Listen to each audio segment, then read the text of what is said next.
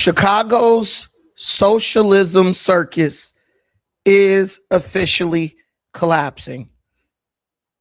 I am Brandon Tucker. This is Defiant Brandon. Welcome back to Accountability. We definitely have to get into this. 1,500 teachers and educators in Chicago, the new socialist mecca, where everything is going to be low cost or no cost because the rich are going to pay their fair share, has announced that they will be laying off 1,500 educators to deal with a budget deficit. Toxic empathy. People who have compassion and they need to help their neighbors by allowing them to invade our country are now telling the teachers of Chicago, the people responsible for educating our children, hey, look, sorry, can't help you. You're getting laid off. We have no money to pay you. As they prioritize undocumented migrants over our future, the future of America. I remember a song called "The Children Are Our Future," featured in the movie Coming to America. And many people really believe that. But the truth is, when it comes to the Democrat Party, undocumented migrants are the future. Well, at least that's the future that they prefer. Let's get right into this. Chicago Public Schools is facing a painful math problem. They've got a $732 million budget gap, and now leaders are proposing some major staff cuts, more than 700 teachers and more than 800 paraprofessionals. NBC5's Randy Gyllenhaal live tonight at CPS headquarters on what this could mean for students when classes start back up in the fall. Randy? Well, Stefan, as you mentioned, Chicago Public Schools working to close that massive budget deficit. They additionally have billions of dollars in long-term debt as well. However, the teachers union here in Chicago is calling the layoffs reckless. Every impact hurts. These are real people. In a virtual presentation announcing the cut down budget, Chicago Public Schools said more than 1,000 teachers and staff will not be brought back in the coming year. This process is painful for everyone all the way around. School CEO Dr. Macklin King said cost cutting is underway, freezes and efficiencies, plus 5 furlough days added for teachers. By the numbers, it's nearly a $10 billion budget, but CPS is $9 billion in debt. This budget adds no new debt, but 760 teachers would be laid off and about 800 paraprofessionals, some of them could be brought back. We anticipate that the majority of these teachers and ESP, education support personnel, will be rehired in the district, and we're going to do everything we can to make sure that that happens.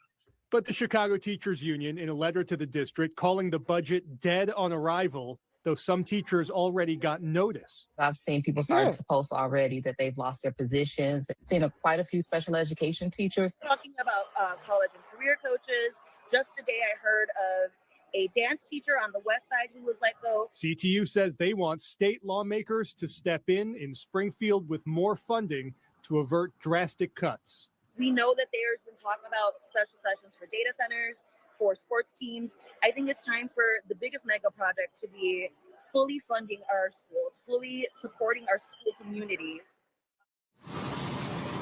Well, the next step here, the budget will go through some public hearings with a vote possible in front of the school board July 30th. Stefan?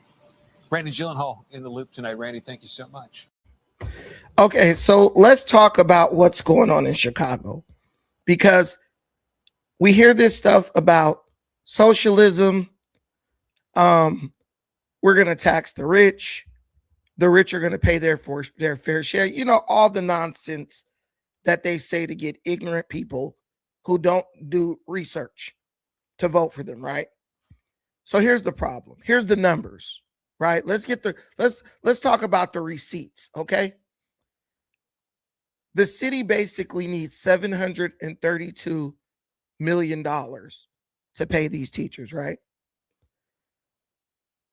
The city just a year ago, 2 years ago, spent $2.5 billion. Now they need $732 million, but they spent $2.5 billion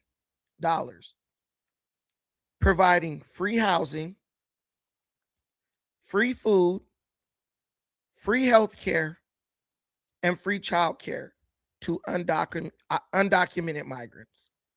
You remember the Biden administration let 20 million undocumented people invade our country, and they sent those people into the major cities of America to displace certain marginalized communities, right? Now, they're going to throw this, oh, it's a $10 billion budget, all this mess at you. So you won't associate the $2.5 billion that they spent on illegal immigrants with what's going on with the teachers. But they don't need $10 billion to keep these 1,500 educators employed. They only need $732 million. So initially, Chicago spent, I think, about $532 million on the illegal, the undocumented migrants. But then the state of Illinois stepped in and they put up another $2 billion. They gave Chicago $2 billion. J.B. Pritzker and them boys, they said, look, we want you to help the undocumented migrants, right? So they gave them that money. Now let me put this latest at your feet. When it came to providing money to house criminal illegals, right? The state of Illinois stepped in. They said, we're not going to let their feet touch the ground. We're going to make sure that they get to stay in 5-star hotels. They said, we're going to make sure that they have the best that money can buy. We're going to make sure that they don't have to eat shelter food. We're going to give them $12,000 on the EBT card so they could go eat the finest cuisine that this country has to offer. And here's the catch. The dumbass teachers fought for that.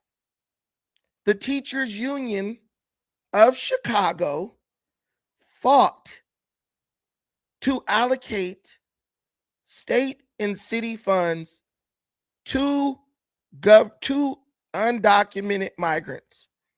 Instead of deporting them and sending them or turning them over to ICE, which is what they should have done, they said, no, we're going to pay. We're going to pay for them to be here. Now, the same teachers that fought for the undocumented migrants to stay and for their children to have a better life than many of our children can have, they're literally losing their jobs because the city has no money to pay them. This is the literal definition. This is probably one of the best examples of toxic empathy I've ever seen in my life. And now, what happened to tax the rich? What happened to the billionaires are going to pay their fair share? What happened to that? Go over there to the billionaire and go get the money. We got to pay the teachers. Go get the money. I'll give you a better, this is not a replay. I'll give you a better question. Why can't all the people who the teachers sold themselves out to help, why can't they take up a collection to raise the money so that the teachers can be employed? Why isn't the Hispanic population of Little Village the ones who fought tooth and nail to get the undocumented migrants money for free housing, free health care, free food, and free everything else? Why aren't they now in City Hall fighting against the council to get the $732 million that's needed to keep these teachers employed.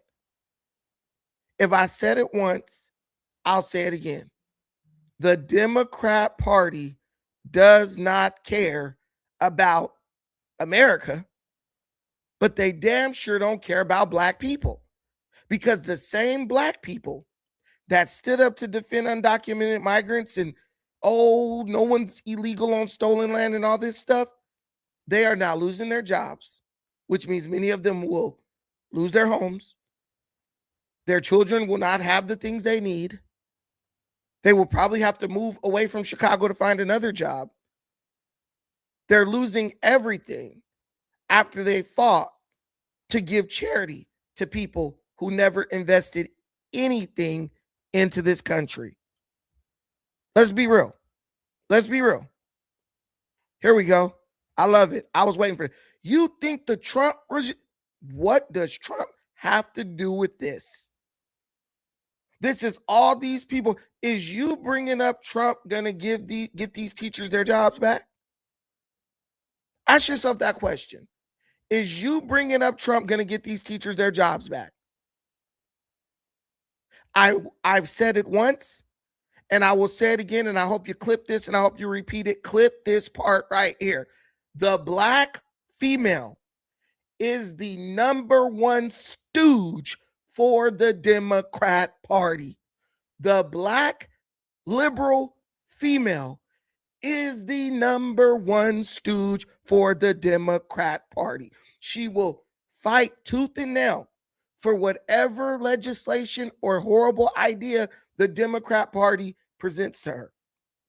And then she will be the number one person that is negatively affected when the Democrats make it very clear, you are no longer the belle of the ball. You are no longer our priority. As a matter of fact, thank you very much for everything you did to get us to this point. But now we're going to lay you off and take your job away from you so you can't feed your children.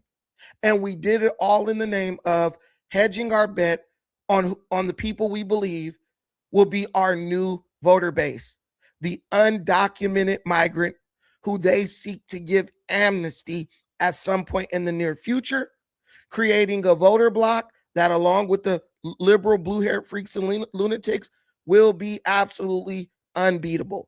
Much like the way they did in California, much like the way they've done in New York and other liberal cities and states. They're trying to make the country look like blue states.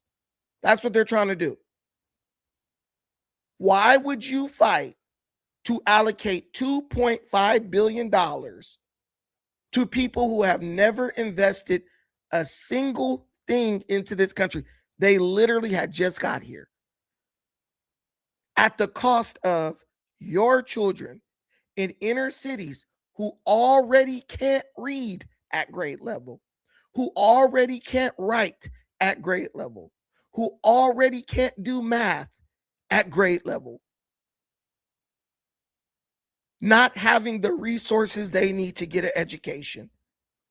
And why is the Black woman the number one stooge fall guy for these people every single time? Why is the Black woman the number one fall guy for these people every single time?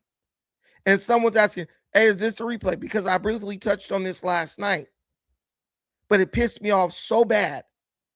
I wanted to get up this morning. I had to get up this morning and cover it again. It makes no damn sense. These people are like, we got to have compassion. We got to love our neighbor. Listen. I have compassion. I love my neighbor. But I have compassion for the right people, our children. You want to sell out your child's future for a grown-ass, military-aged, undocumented migrant who just got released from a prison or a mental institution down in Venezuela, who's been gaslit to come into this country illegally by the barely even alive former ex-president Joe Biden and the Democrats who are seeking to weaponize his or her presence against the people who love this country. If you want to have compassion for these little kids. And if you need them to be black, have compassion for these little black kids who already got to walk through a war zone just to get to school. And now when they get to school, they're going to say, sorry, little Timmy, we don't have the resources you need because we spent all the money on Pedro, Encarnacion, and Guadalupe, people who shouldn't even have been in this country. We can't give you the $732 million that you need so that you can learn and not end up a statistic out here smoking crack or super meth or selling it on one of these whole strolls.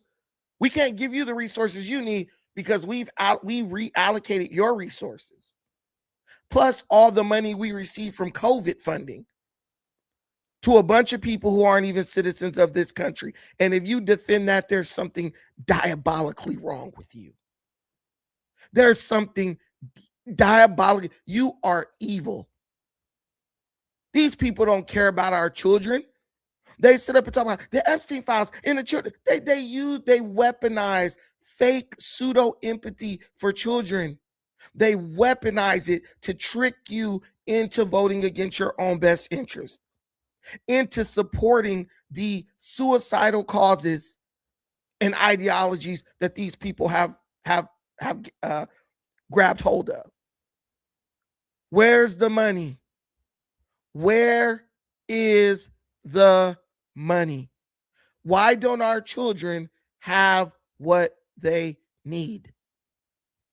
That should be the first priority. Let's make sure the kids got what they need. Then we can worry about all the other stuff. These kids can't get $732 million, but we didn't spend $2.5 billion housing a bunch of illegal immigrants, illegal criminal alien migrants is what the proper term for these people really should be. Understand that.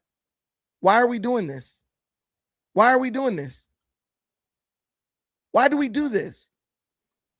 And this is all being done in the socialist utopias where they told you, hey, look, we're going to give you everything free. So it don't even matter where the money go or where the money come from.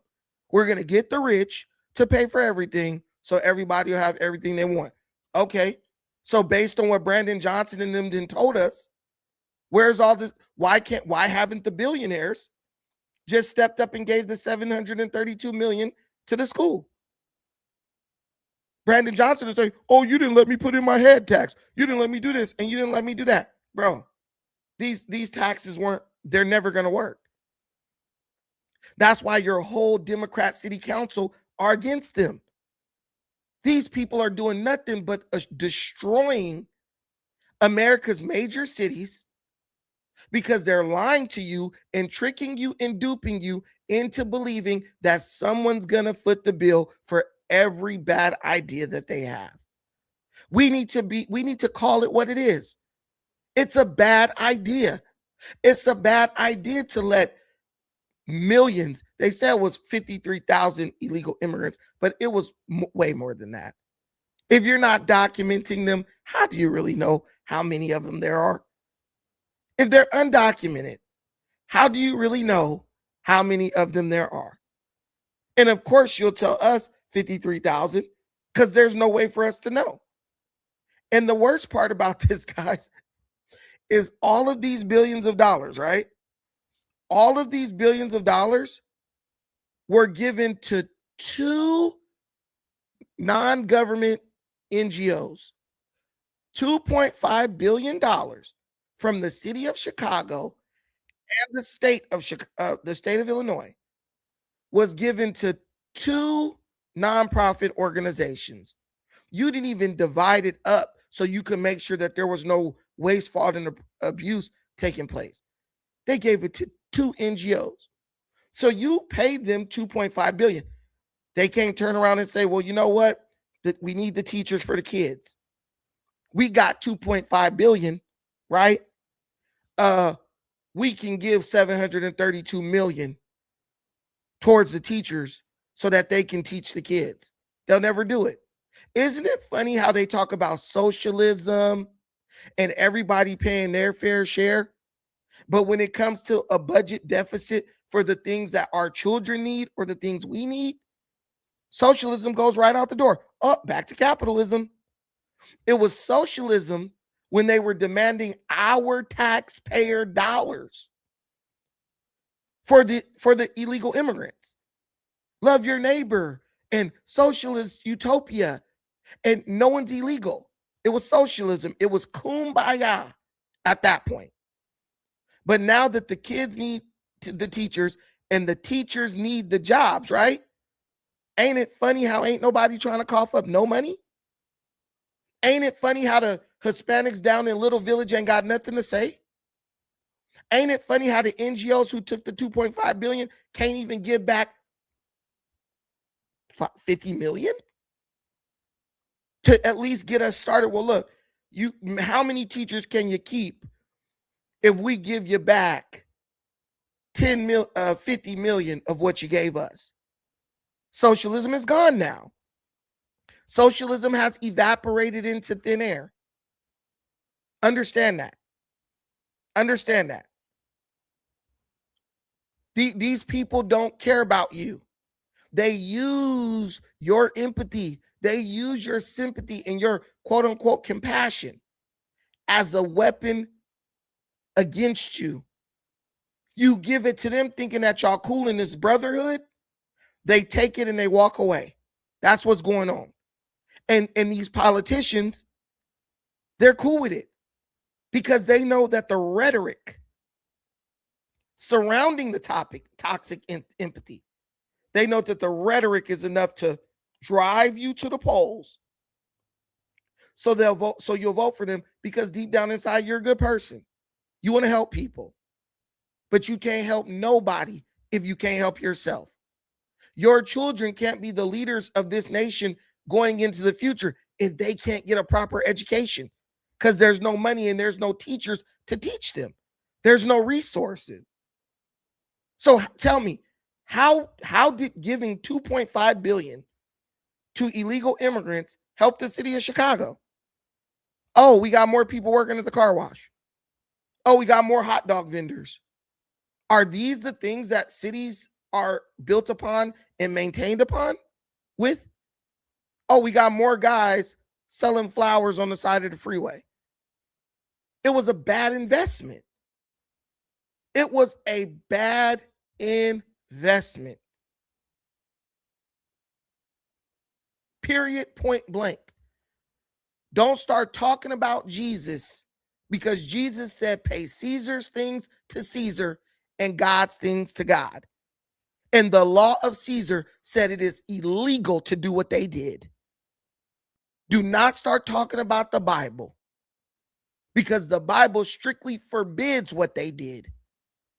The Bible strictly forbids what they did. When there was a tithe and offering given, which it was the 10%, the thing upon which all of our taxation is based on, that was supposed to be allocated to the orphans and the widows based on biblical standards. There was never a tithe, a collection, or a tax that was levied to give to a people of another nation. You don't know about the Bible. I used to be a minister. I know deeply. I'm a Bible scholar. You can't tell me anything about taxation in the Bible. The Bible tells you to pay your taxes, but the Bible also gives a clear allocation for the tax money, and not nowhere in it do it say, go take this money and give it to people from another land. Take this money and use it to house, feed, and clothe people from another land that have basically invaded your country. It don't say that. So you can shut that up immediately.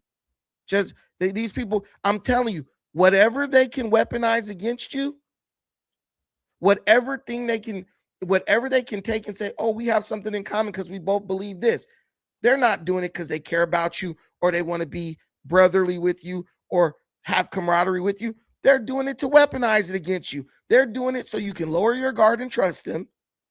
and then they could use it to stab you in the heart with it, like that bloodthirsty Carmelo Anthony.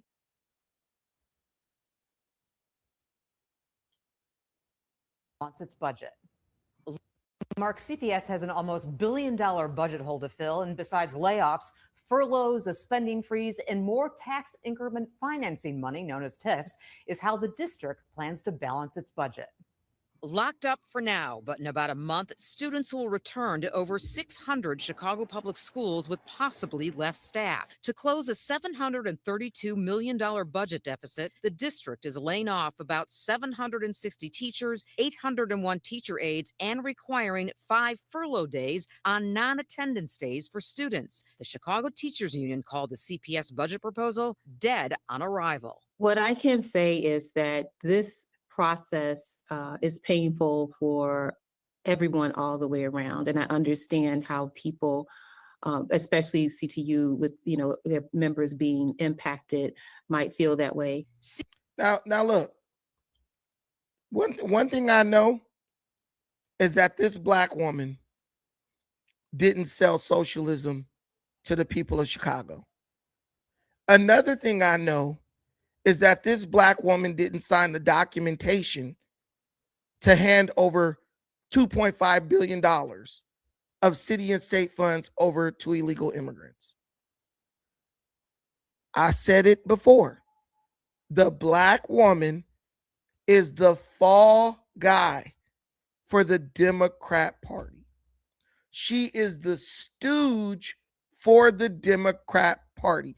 Why isn't Brandon Johnson sitting up here telling you how he doesn't have the money to pay your kid's teacher because he gave the money to illegal immigrants? Why isn't JB Pritzker sitting up on here telling you, hey, we don't have the money to pay the teachers because we tricked you into having toxic, we basically weaponized your empathy against you and tricked you into giving your taxpayer dollars to a bunch of people you never met, you don't know, and who have never invested a single thing into this country. So now we don't have any more of your tax dollars to give to the teachers who teach your children every day. So now in a school system where the kids can't read already, a school system where the kids can't write already, the kids are lucky to make it to school because they got to go through a hell of bullets just to get to the damn campus. Now they're going to go into crowded classrooms. They're not going to be able to get the individual attention that they need. They're basically going to be struggling. And I'm telling you, it's one thing to be broke and struggling because you just don't have the money and you never had the money. But it's a whole nother thing to have had the money and squandered the money foolishly and now be struggling in a situation that you never had to be in. Why is this Black woman in front of this camera telling everybody it's hard all around for everybody? It ain't hard for the illegal immigrants. They were staying in luxury hotels. Your child's education was thrown down the toilet. So someone who doesn't even belong here could live in a 5-star hotel and eat fine dining and receive free health care. That's what this all boils down to. CPS CEO Dr. Macklin King says if CPS receives additional money from the city, state, or federal government, furloughs will be restored. Now they want more money. They done already wasted money, but now they want more money. What happened to socialism?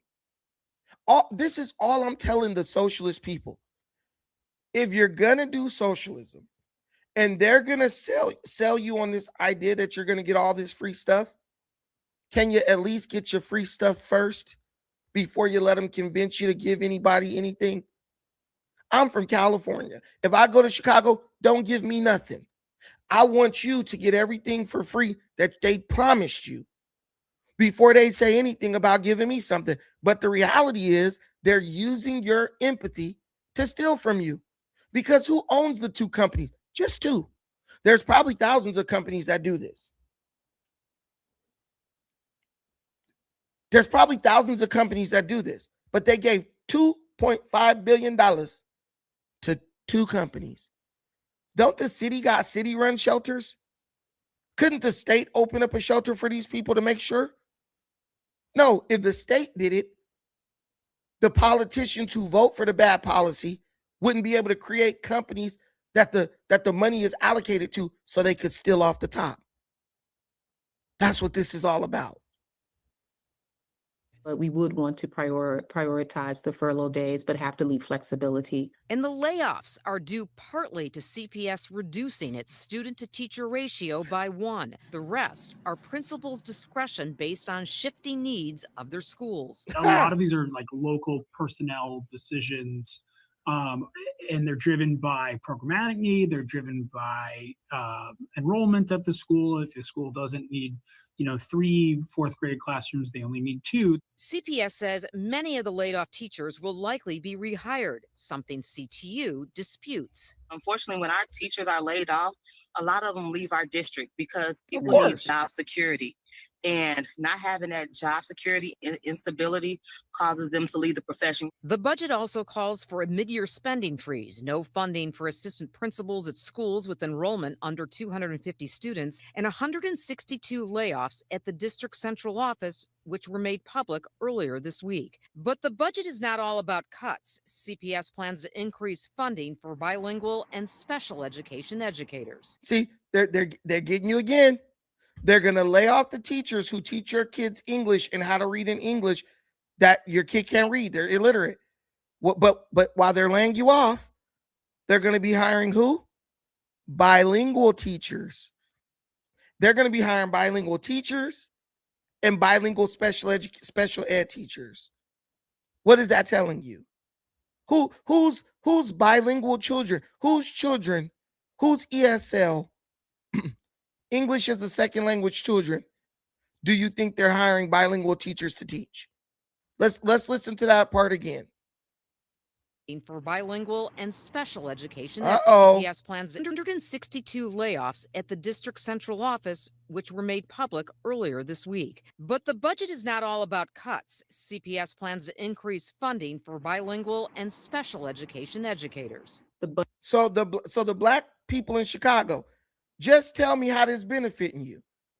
Oh, Chicago, Chocolate City, we got all the black and we run. How is this benefiting you? I'll wait. How is this benefiting you?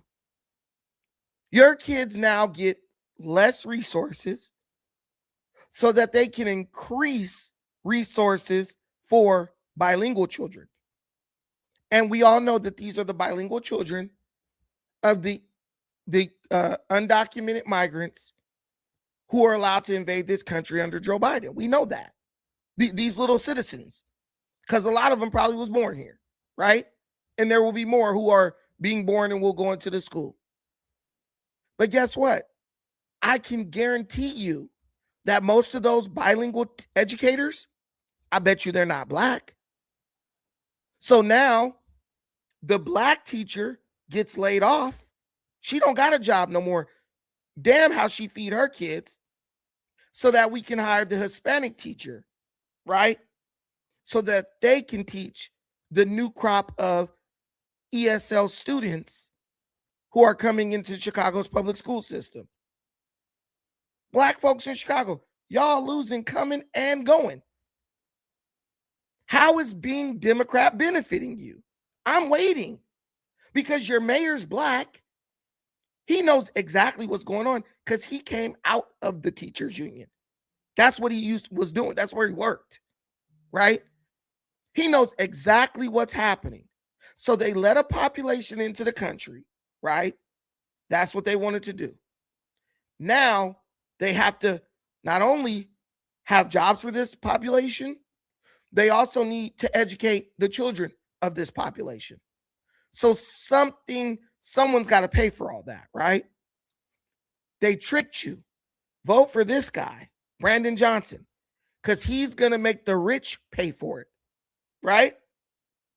But the minute you vote, and he looked like you, so you can trust that he's going to do the right thing for your community, right? But it's funny how when he got elected, he didn't do the right thing for your community.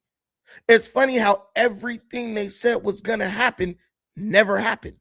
But everything we told you was going to happen, it actually happened. You elected Brandon Johnson because, you racist. He one of us, right? You voting for people just because they black. He one of us. You voted for one of us, but you're losing. You're losing. The black women who are teachers, they lost their job. The black children have lost resources in their community, and those resources have been stripped from them and redirected at another group of people whose parents ain't paid a lick of tax in this country. Hell, they was getting free money from the government, from the city government. So even whatever little sales tax they paid was really paid by the tax dollar. Imagine being tricked into funding your own replacement.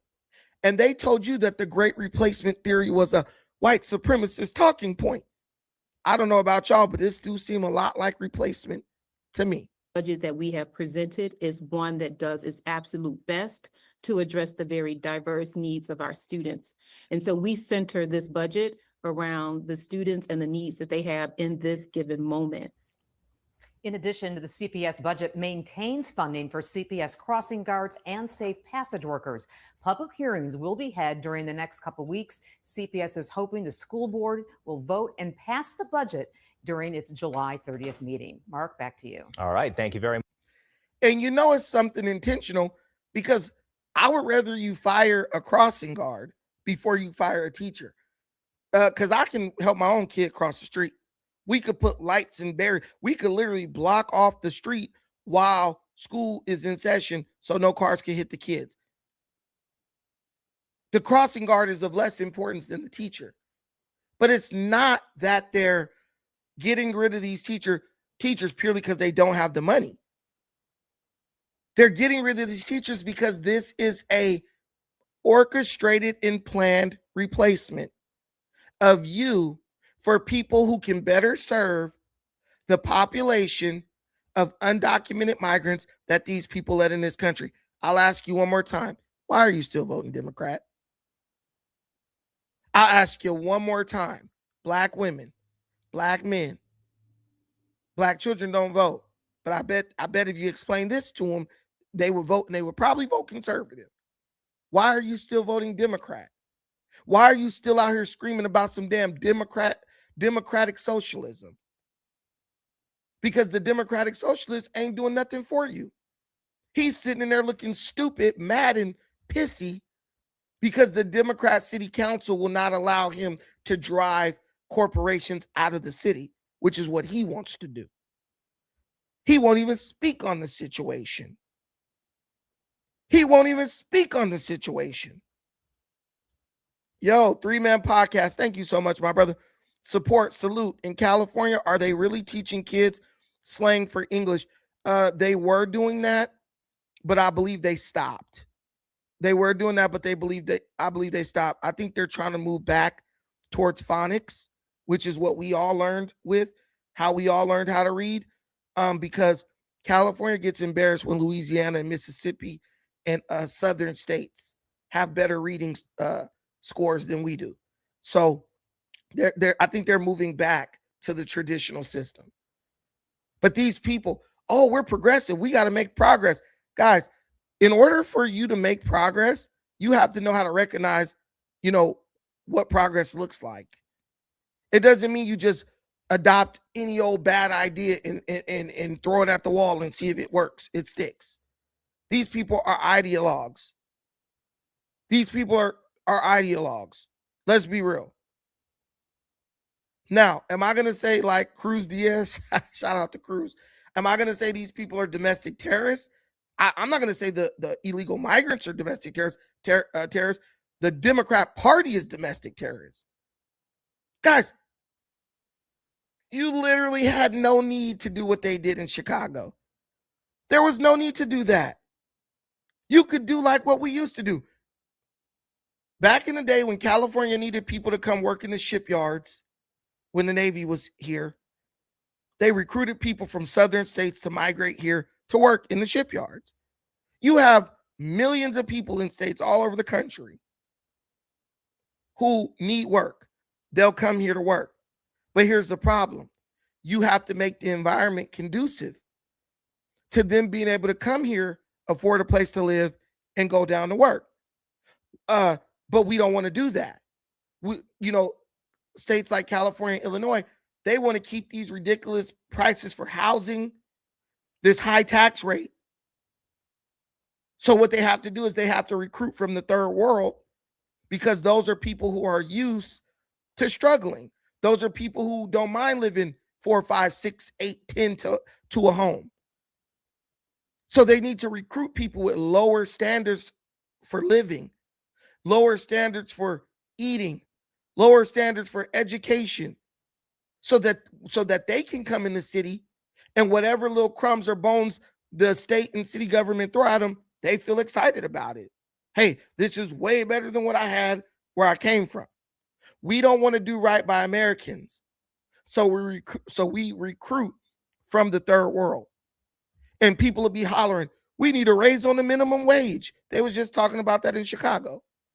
How are you going to get a raise on the minimum wage when you're letting people come into your country, to your state and into your city, who are happy to work for even less than what you're making now? And they can still afford the things they need because they'll live in, 10 to a house. They don't care. Trust me, California is ground zero for all this. These states are trying to be what California already is. And let me tell you, everything that happens in California is going to happen in Chicago. It's going to get to the point where blacks can't even get hired at good paying jobs, because that's the way it is in California. It's going to get to the point where you're going to have all these racial discrimination suits against the state. And it's going to be not white versus black. It's going to be black versus Hispanic, or white versus Hispanic, or Asian versus Hispanic. It's already happening here. They just settled a multi-million-dollar lawsuit in California with a black dude who was a welder or something like that. He brought his son to work with him, got him hired. They were over here racially disparaging him and his son. The man was crying and was like, I hate that my son had to see that. And the man said he had been putting up with it for years. But when they saw him do it to his son, he couldn't take it no more. And he filed a lawsuit. This is not the way to do it. This is not the way to build and grow America. This might be the way to build and grow a lazy ass political party that don't want to do right by its supporters. It might be a way to do that, but this is not how you build and grow America. It's just not. This ain't it, as they say. Shout out to my brother 3-Man Podcast. Thank you so much for supporting the channel, right? And I don't want to get this twisted. I have nothing against Hispanic people. If you're an American, you're a citizen, Mexican, whatever, I don't care. You're like a brother to me, in the sense that, nationalistically speaking, we have the same interest, which is to protect our country. Now, it's sad that some of these people sympathize and empathize with illegal immigrants who really shouldn't even be coming in this country, illegally. It's sad that they value these people more than they value their fellow Americans. Because I'm going to say the same thing about a Haitian or an African who come over here illegally. I've done whole shows on it. But we have to look at what we have. We have to look at the standard that we have become accustomed to. And we need to raise that standard so that people can rise to the occasion. We don't need to lower that standard so we can keep cheap slave labor. You guys say you hate the corporations, and the corporations, well, then why bring a bunch of illegals in, which helps the corporations because they want people who they can pay little to nothing. Everything, you have to think through every action. You have to think it through. And a lot of people in our country don't do that. And that's probably why that's probably why they're actively trying to create a situation where our kids are illiterate and don't have critical thinking skills. Because once you think on this when you apply critical thinking to this, you quickly see this is not helping me.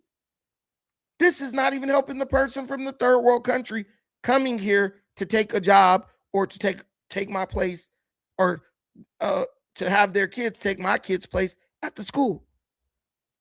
This is hurting everybody all around. Understand? This is hurting everybody all around. Even the undocumented migrants aren't really benefiting because they get abused. They get underpaid. They struggle. They're on the margins. They have to, because when they come in to work for the crumbs, right? That means they're going to have to seek government assistance. So now you have strain being placed on two resource engines within the same political arena, within the same economic system. Yeah, they're coming, they're working for cheap, but they're at the food stamp office too because they can't feed their kids. They basically get put in the same position you're in. But the difference is now it's just more people trying to fight for the same amount of resources. And you're like, and their answer is, we'll just tax the rich. Bro, if you take, let me tell you, I'm gonna give you this stat again. I've given it to you guys a billion times. If you take every single penny from the rich, including their stocks, bonds, all that. If you take every single penny from the rich in this country, you will have $8.1 trillion. And that money will be gone in 2 years. The rich ain't as rich as you think. The benefit of the rich is that the rich are growing the pie larger because they're investing back into the economy, right? And that allows the economy to grow. And that provides more pie for everybody to try to get some of. That's the only benefit of the rich. That's how they benefit us. But if you take all their money, it wouldn't be enough to support this country for 2 years. The poor are still, we are driving the economy because we trade our labor for representative value, which is money, right? We're still the drivers of the economy, right? The rich do very well at paying the lion's share of the taxes so we can have more of our money to spend, which drives the economy. But this idea that you're going to take everything from the rich and it's going to fix everything, it's not. It will break everything even more. And the people who keep telling you this, they know that this is the case. But they know you won't do enough research so that you can see the truth for what it is. This lady is a doctor. No, sir. You ain't no damn doctor. You's a damn fool. That's what you is. People, unless you're agreeing with me. If you're saying no, sir, like you're agreeing with me, I love you, Dr. Sunshine. I just get a lot of deranged liberals up in here who be tripping. And I'm like, bro, we all have Beyonce's internet, bro. We can all look this stuff up. But people just refuse. They're viciously opposed to facts. That's the problem. People are viciously opposed to facts. So what do you do with that? How does that help you?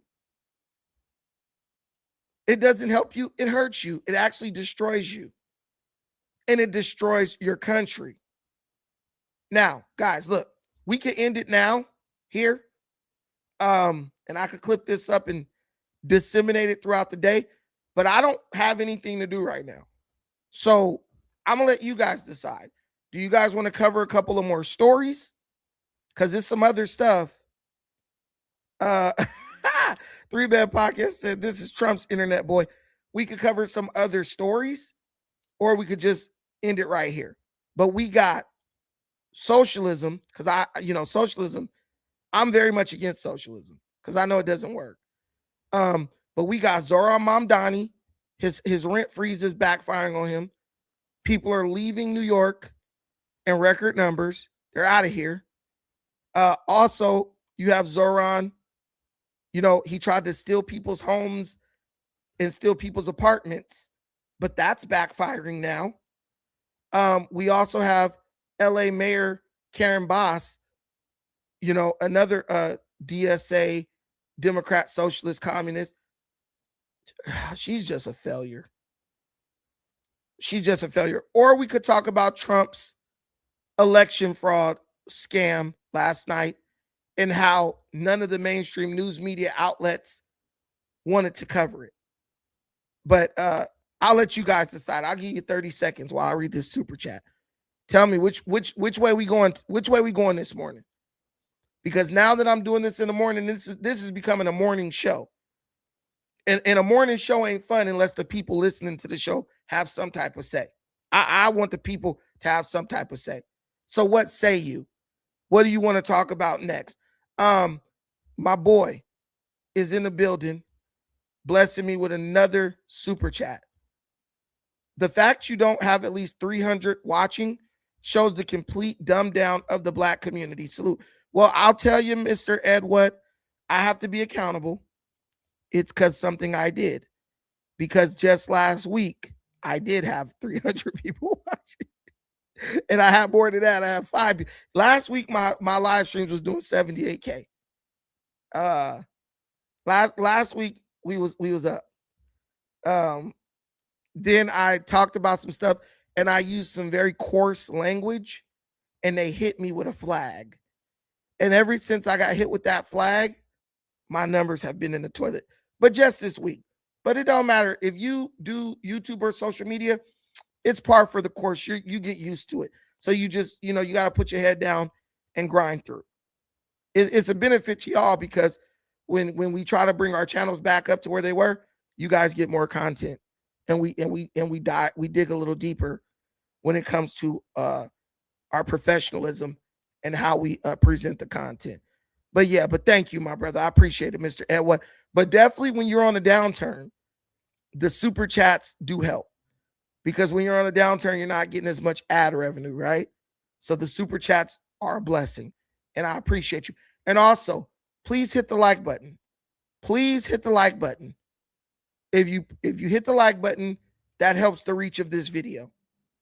If you hit the like button, that helps the reach of this video. So I appreciate that.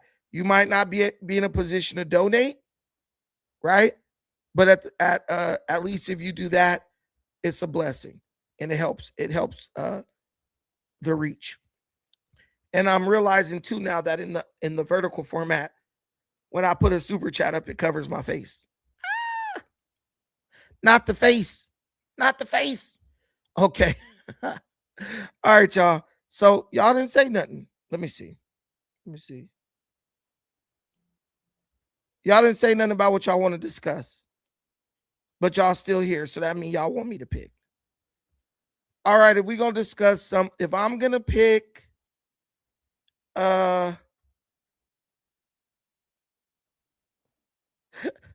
I want to criticize my friend, but I'm not going to criticize him because he said some crazy stuff that I was like, what? but whatever. Okay. So, let's talk about, how do y'all feel about Trump's speech last night? How do you guys feel about Trump's speech last night? Do you guys think that, his speech last night was something that was needed? Or do you feel like, shout out to the new member in the building, Mr. Edward, new member. Yes, sir. Dang, I don't have my things. Wait, let me see if I still got my thing. Dang, I don't have it no more. I used to have a little media asset that I used to play when people would become members. I don't have it. Let me see. No, I don't got it no more. Doggone. What is this? Okay. Dang, I thought I still had it. Well, thank you for becoming a member. Thank you so much. You're great. You're great. Let's just play this. No, I can't play that. I can't play the Mr.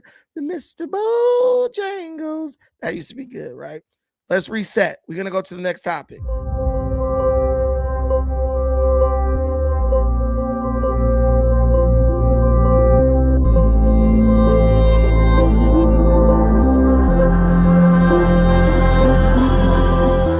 What's up, everybody? Welcome to the first installment of the Pan-Africanism Strikes Back. I want to take this opportunity to explain. I want to take this.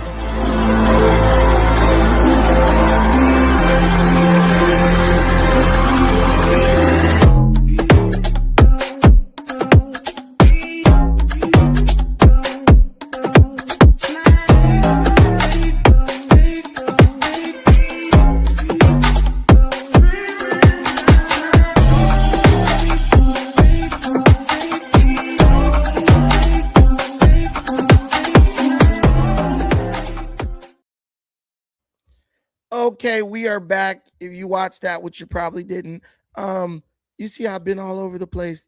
I done been around the world tonight. Yeah. So I do a lot of research. I go a lot of places. I've traveled a lot. And so that helped formulate my opinion on everything that I discuss. I'm not just someone up here just randomly spouting things with zero frame of reference. But right now, I saw a video about the top takeaways from Trump's election rigging speech last night. And I watched the whole thing. I actually played it on here. And what was said isn't even, what I really want to discuss.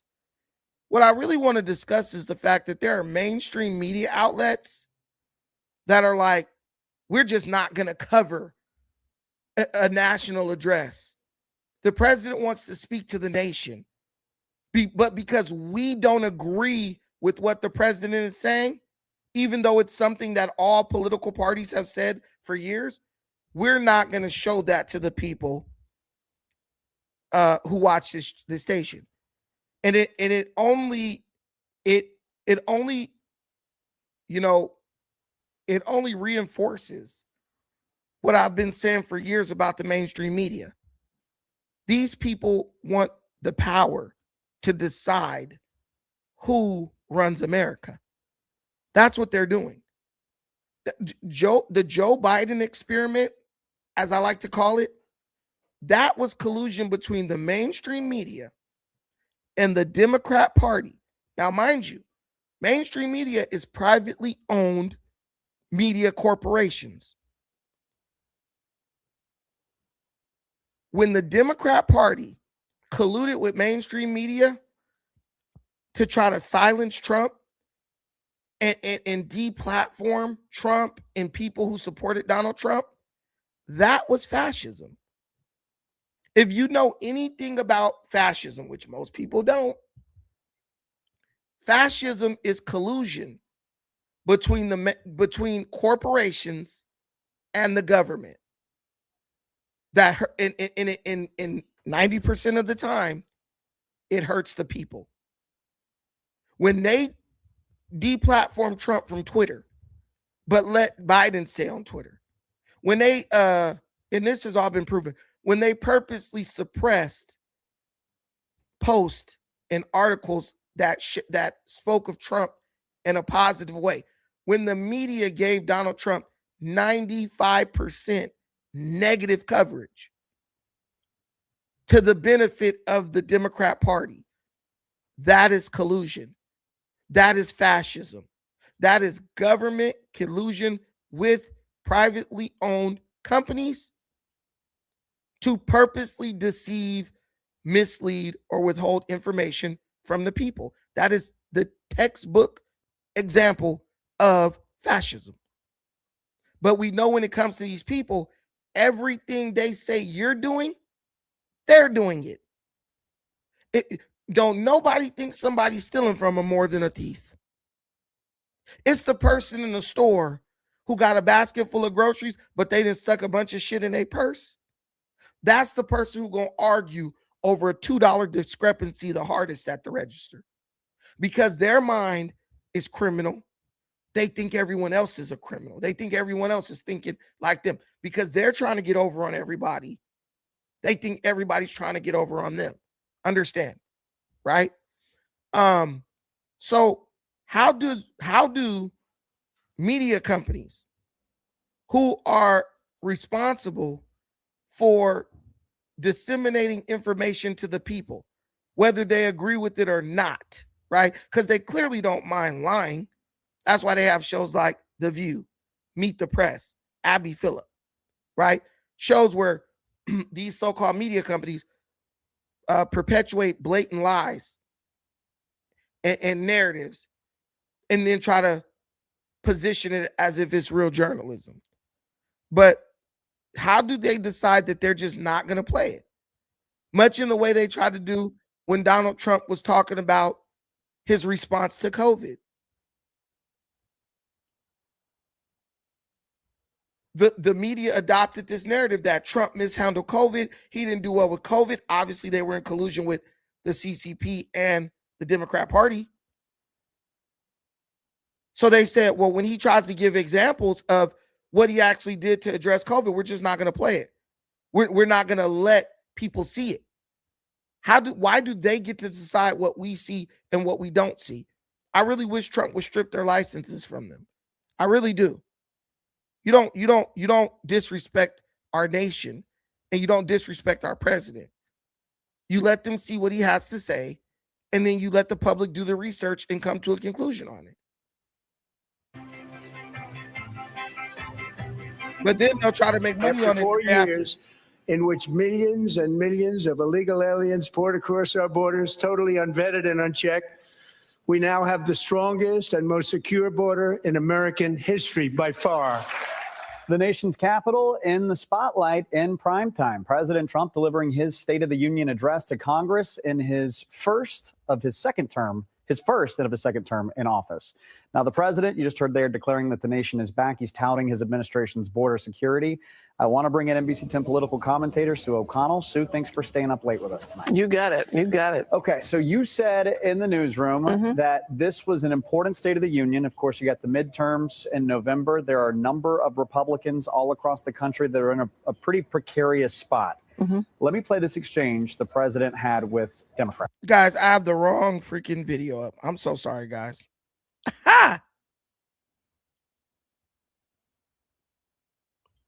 Man, hold on. I'm tripping.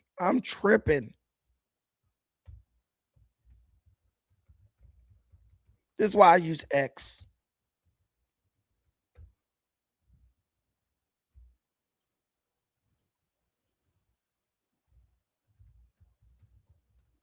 Bear with me.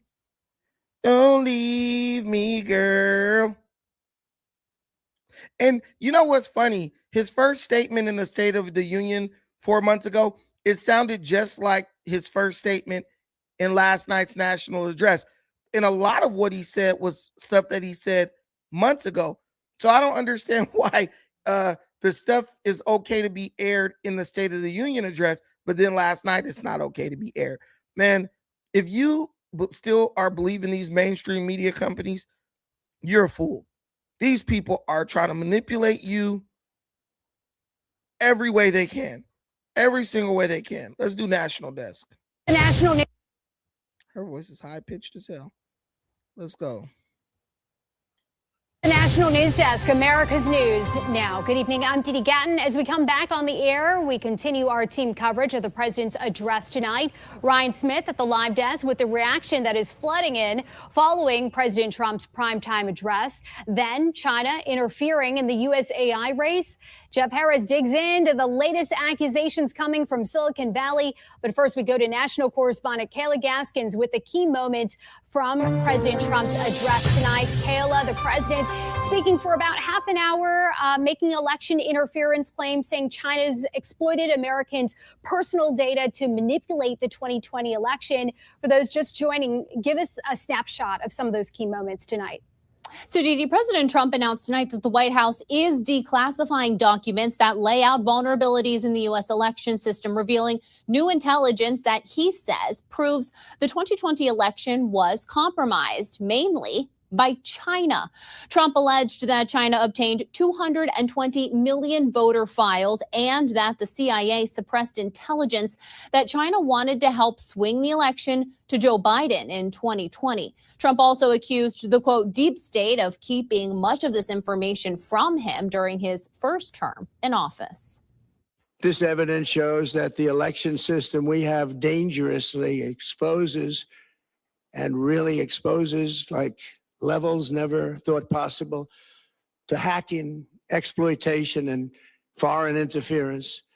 Just as disturbingly, this vital information has for many years been covered up and hidden from you.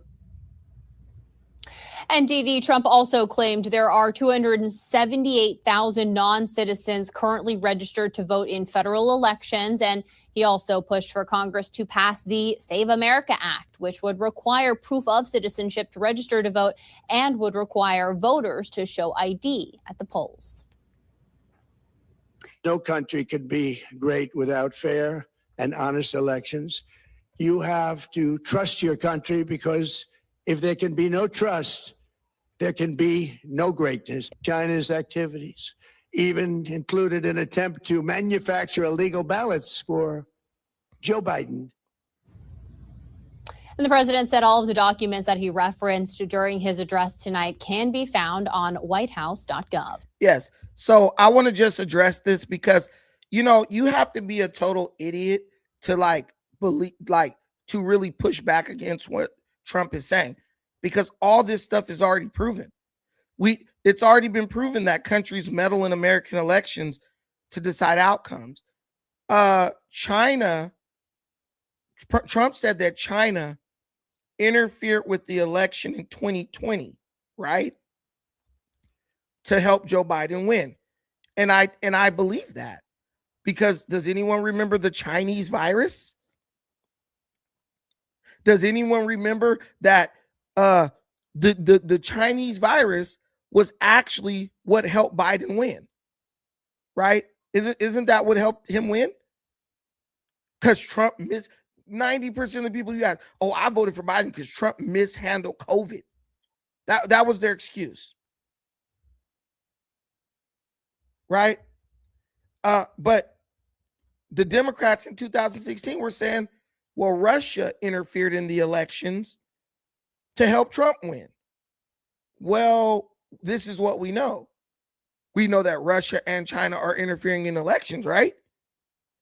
So when Trump says China interfered in the election, why are they denying it when they've admitted that China has gained access to like so many millions of so many millions of voter profiles? Why do they need that if they're not trying to interfere in elections? I'm asking this question. Hold on.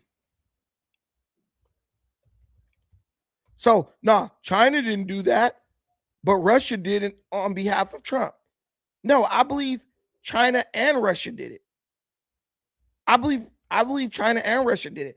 I just believe that Trump actually was someone who was capable of winning. So when he won, it made sense because he was killing Hillary in every debate and killing Hillary when it came to fundraising, and when it came to going around doing town halls and, doing rallies. He was destroying Hillary in doing that. What I don't believe is that Joe Biden from his basement doing car rally speeches where everyone gets to sit in their car and honk at him.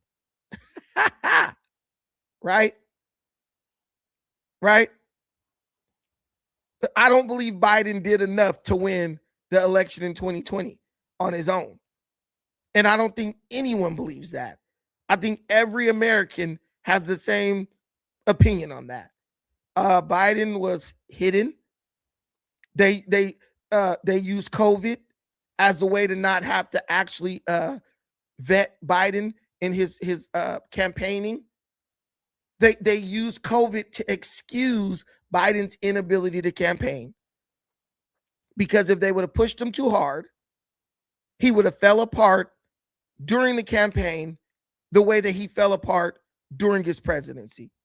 That's the whole thing. Hey, can you guys stop with the insults? That's one of the reasons I got flagged too. I have a company that when I get flagged by YouTube, I send them what's going on. I send them everything, and they come back. They use AI to go in and find out exactly why YouTube flagged me. And one of the flags was volatile comments.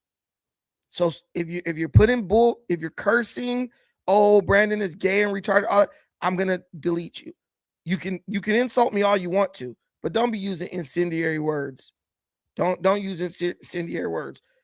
I'm gonna delete you.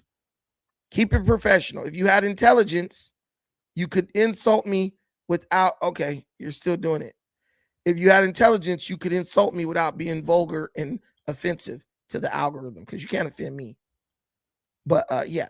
So what the Democrats are saying is, well, we're not saying that China hasn't gained access to our voter rolls, but we're saying we don't think they use that to interfere in the election. Hold on, I'm gonna type this in. Have Democrats admitted to China gaining access to voting?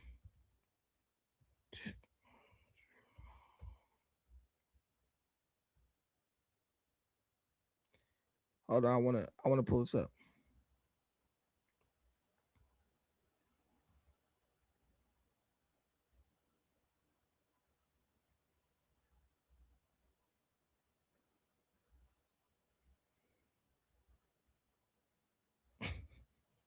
Look at this. Look at this. Look at this. I want to show y'all how these people jump through hoops mentally. So look. No, Democrats have not admitted that China gained access to U.S. voting technology or altered vote counts. Instead, Democrat leaders and intelligence officials have forcefully rejected President Trump's recent claims as bogus and misleading, emphasizing that while China may have accessed publicly available voter registration data, there is zero evidence they penetrated voting machines or changed any ballots. Distinction between data and technology. Senator Mark Warner and other Democrats clarified that the intelligence community unanimously agrees China did not try to change a single vote in the 2020 election. They argue that acquiring voter files, which are often public records available for purchase, is fundamentally different from hacking voting infrastructure or tabulation system.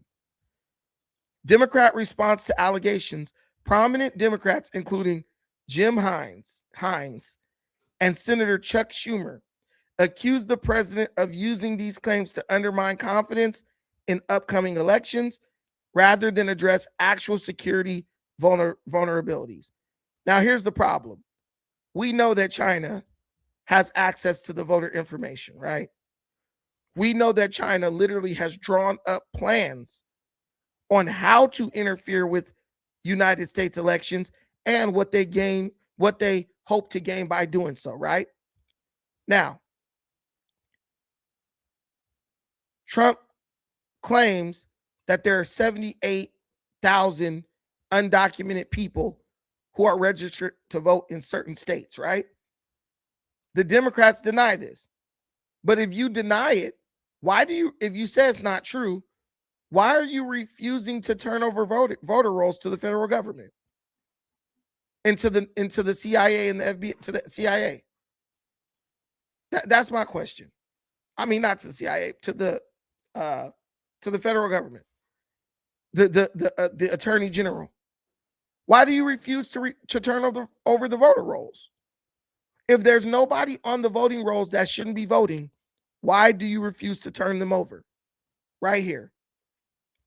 Numerous blue states have refused to turn over their voter rolls to the federal government and the DOJ, leading to a significant legal conflict with the Trump administration's Department of Justice. Legal action. The DOJ has sued 23 blue states and the District of Columbia for refusing to comply with federal requests for voter registration data, citing the National Voter Registration Act, the Help America Vote Act, and the Civil Rights Act of 1960. So Delaware, Maryland, New Mexico, Rhode Island, Vermont, Washington. California is one of them. Oregon, Maryland, Michigan, right? Now let me, I'm gonna make this all come together. Because I know right about now, y'all saying, Brandon, what does this have to do with anything? Right now, this is it. So on one hand, the Democrats are okay with China having access publicly available voter registration data, right? They say, oh, it's totally safe. There's nothing they could do with it. They're okay with China having the voter registration data, right? But then they want to fight the federal government tooth and nail over the same data. They're okay with China having it. Think about that. They're okay with China having it. But they're not okay with the United States government having it. I'm just saying. They're okay with China. Look right here. They're okay. And they're saying, even though China has it, they're not using it to influence elections. But when the federal government comes and says, give it to me, no, we ain't giving it to you. Guys, I don't think that it's any coincidence. The Democrat Party is in collusion with China to steal elections. Because if you weren't, why would you be okay with China having the information that you're trying to keep the federal government from gaining? Think about that. You trust a foreign government with your voter rolls more than you trust the federal government with your voter rolls. Make that make sense. To the point where you're willing to go to court with the federal government. You're willing to go to court with the federal government to keep them from getting this information, but you're willingly turning it over to China. Dee Saracen, look, man, you don't know what you're talking. Dee been in here. He's lying. No one needs to Google it. You could just come right up here, click the link, come right up here, and tell me what to look up so you could prove me wrong. And I'll look it all up for you. I'm telling you. Answer the question. Why is the Democrat Party in blue states okay with China having this information? They have the information, but they're not doing anything wrong with it. But they don't want the federal government to have it. There's collusion taking place here. Yeah, big announcement about those files, Kayla. The president did also make a brief mention of the midterms. How could what we are hearing tonight impact the midterm elections? Well, Dee, the speech certainly keeps election integrity at the center of President Trump's midterm message and could help energize MAGA voters. Trump and some Republicans also feel that provisions in the Save America Act, such as voter ID and proof of citizenship to register to vote, are winning issues since polls consistently show broad bipartisan support for those ideas.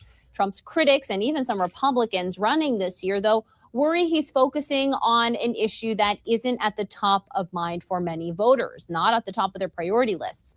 Republicans who are running in especially tight races would rather he spend more time talking about voters' concerns on the economy and inflation, or his policy successes like the tax cuts and the borders, which Dee, he did spend the first 5 minutes of tonight's 26-minute speech on those issues.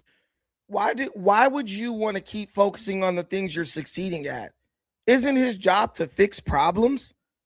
If you've succeeded at fixing a bunch of stuff, why do we need to keep talking about that? At that point, we need to find the other problems and fix them. These rhinos, they're not going at Trump because they really don't want the Save America Act passed. They're going at Trump because they've been incentivized to go at Trump. If you have 85% of Americans across all political divides saying, yes, we want voter ID on all elections. We want ID on all elections. Why is there any person, any representative on Capitol Hill that's going against that? I'm just asking. If you have if 85% of Americans say we want voter ID, why is there any politician that's going against that? They discredit themselves just based on that. We know that you're on the take. We know that you're on the take when you're willing to risk your political career to go against the will of the American people. That's why most of the people that are going against the SAFE Act, they're retiring. They're not seeking re-election. They're not trying to come back. Right? Because they understand, look, I'm probably not going to get elected anyway. Because I'm going against the will of the American people. Why is the Democrat Party going against half of their party, over half their party? Because people are like, we want to win, but we want to feel like our winning is legitimate. And the Democrat Party know that the victories they get are illegitimate. There's always some type of fraud going on. They're always trying to be on the take about something. It's really stupid and it's really pathetic. But I ask people, why are you voting Democrat? They're not doing anything for you. They're not offering you anything for you. The Democrat Party has already abandoned their base. They are betting on, they know they got the liberal freaks who will vote for them no matter what. They know they got the black women who will vote blue no matter who. So they're abandoning that group. They're like, okay, we got them. They're in the bag. Now they're trying to flood the country with illegal immigrants, give them mass amnesty, and then they'll be unbeatable. We'll have to have a civil war to take our country back. And they're okay with that, as long as they can win and get rich and stuff the pockets of all the foreign countries and foreign investors and foreign leaders who they allow to pilfer the coffers of the American taxpayer dollars. That's what they're all about. That's what they're focused on. We need to get the White House back so we can pay all of our international buddies, our international partners. The Democrat Party is very pathetic, if you ask me. They're very pathetic. And you could be an independent and see that. These people don't do anything. I believe it 100%. I know it. I know it for a fact. If it's not true, why are the Democrats going against the Save America Act? Why is it wrong for people to have to show an ID to vote? So we can make sure that no one's doing anything shady to interfere in our elections. 100%. The Democrats want socialism and a one-mind state where everyone thinks the same. The Democrats want America to become China.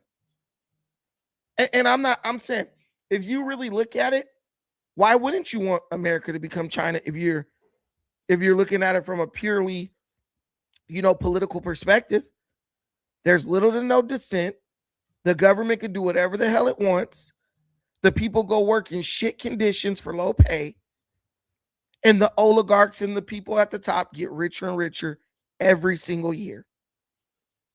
And then you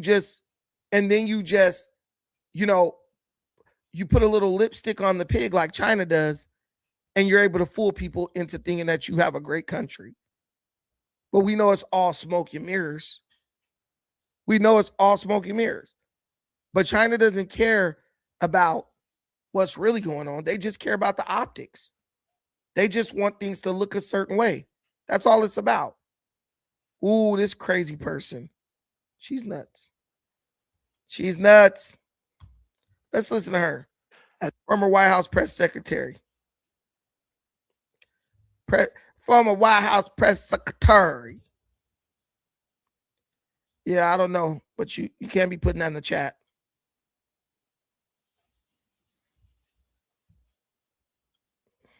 You have no proof. You have no proof.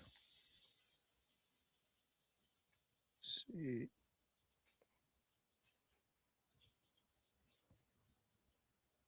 and other reports watching proving that President our Donald government Trump has long deliver a known speech these to the machines country are where you heard him exposed to attack. portray an intelligence community that he is portraying as hiding information from him. There is no evidence of that. We're going to talk with somebody who is actually working in the FBI about that. We're also going to talk to Ken Delanian about all of his reporting about the past year. I also just want to know. Isn't it funny how we're finding out that the intelligence agencies, well, we've always known that intelligence agencies hide things from presidents, right? We know that. We're very aware of that. But isn't it funny how when Donald Trump accuses intelligence agencies of doing things that they've always done, all of a sudden, there's no proof of that. Well, if there was proof, would Jen Psaki have given it to us? They said these are the same people who told you that COVID didn't come from China. Do y'all remember that? These are the same people who told you that COVID didn't come from China. And that Trump was a racist. And he was a xenophobe for stopping flights from China. Am I the only one who remembers that? We know these people are willing to lie to our faces. But they said, believe us, don't believe Trump. Listen, if anything, we won't believe Trump and we won't believe you. How about that? Don't believe Trump because we're believable. You're not believable. You're a bunch of liars. You always lie. And you lie until you get caught. Guys, listen, in my lifetime, in the past 6 years, there's 2 major lies that the mainstream media constantly told and perpetuated. And then we found out that they were that these things were lies. Can anybody think of those lies, of what they are? I'll give it to you. COVID did not come from China. That was one. And Joe Biden was cognitively fit to be president of the United States. Think about that. These people, Jen Psaki worked for Jen Psaki worked for Biden, right? She worked for Biden. She knew Joe Biden wasn't mentally fit to be president. She worked with Biden every day. Did Jen Psaki ever come out and say, you know what? Biden was in cognitive decline? Did she ever come out and say that? You had Slopodopoulos. He came out with a book talking about how bad Biden's mental decline was. But the same guy was on the news during Biden's presidency saying, no, he's totally fine. He's better than he's ever been. Joe Scarborough actually said the same thing.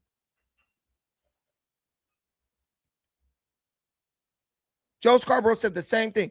So now, believe us this time. Trump don't know what he's talking about. He lying. He making stuff up. No, bro. We don't believe you. Because we know you lie. We know you lie.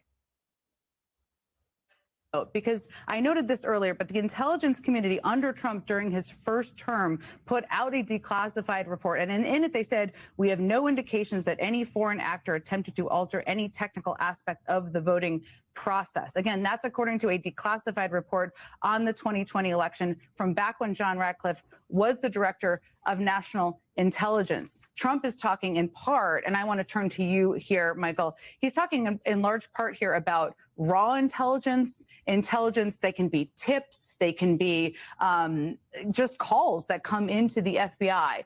A lot of those are just thrown out, thousands of them, even on a daily basis. Explain to people watching who just heard him kind of portray a universe where the intelligence community is hiding information from him, how this actually works, why raw intelligence wouldn't be even presented to a candidate or put out publicly. Yeah, so the intelligence community collects easily hundreds of thousands of data points any given day. They collect it from human spies. They collect it from signals intelligence. They collect it from electronic signatures and environmental variables in any given geographic area. And a lot of what they get turns out not to be true. So if I call the CIA or I call the FBI with a tip, there is a record, a documentation of what I said. But that doesn't mean it's been verified. That doesn't mean it's been analyzed. And most importantly, that doesn't mean that it's true. So what we could be seeing happening here is essentially they take all the conspiracy theories that made their way to the intelligence community, were looked at, vetted, found wanting, and therefore jettisoned. And they're declassifying those, but potentially not declassifying the information that disproves it. And we're really at a point where, because of the nature of the individuals heading these agencies, we can't take their words at face value anymore. And to the extent that he's alleging a deep state cover-up, it's really important to note every single thing he is describing happened during his first administration.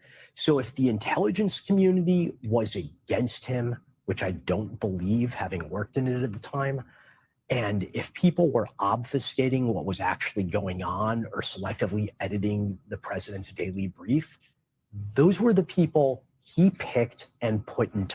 This guy's a 100% liar. Guys, the intelligence agencies weren't against Trump in his first term. I'll prove that's a lie right now.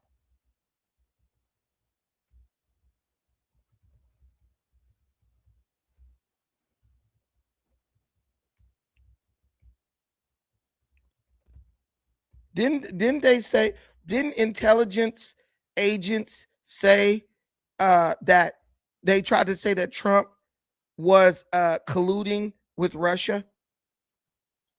Didn't 50 intelligent officials were saying that ended up being a total damn lie?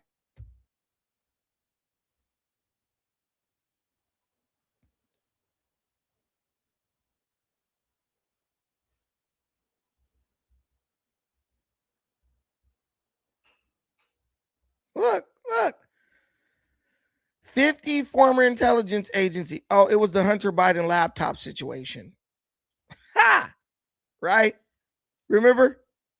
Oh, Hunter Biden's laptop is Russian disinformation. Remember that? Remember? 50 former intelligence officials signed a letter in October 2020, right before the election. Right before the election. 50 former intelligence officials signed a letter in October 2020 warning that the Hunter Biden laptop emails released by the New York Post bore the classic earmarks of a Russian, and it was back then they were saying disinformation, of a Russian information operation. In January 2025, President Donald Trump signed an executive order revoking the security clearances of these officials, including James Clapper, Michael Hayden, Leon Panetta, John Brennan, accusing them of coordinating with the Biden campaign to discredit the report. Trump claimed the signatories willfully weaponized the gravitas of the intelligence community to manipulate the political process, while the officials maintained their actions were not politically motivated, but intended to warn the public of potential foreign interference. Guys, the intelligence agencies are picking sides like everybody else. They literally handed Biden the election. They literally handed Biden the election when they said that the laptop was disinformation, which discredited everything that came off the laptop. And then we found out that it wasn't. But by then, we realized we had elected the big guy. We realized that, the big guy is in office now. I promise you, if they wouldn't have spoke up on that laptop situation, Joe Biden would have never become president. Because every American would have said, hey, this guy's corrupt as hell.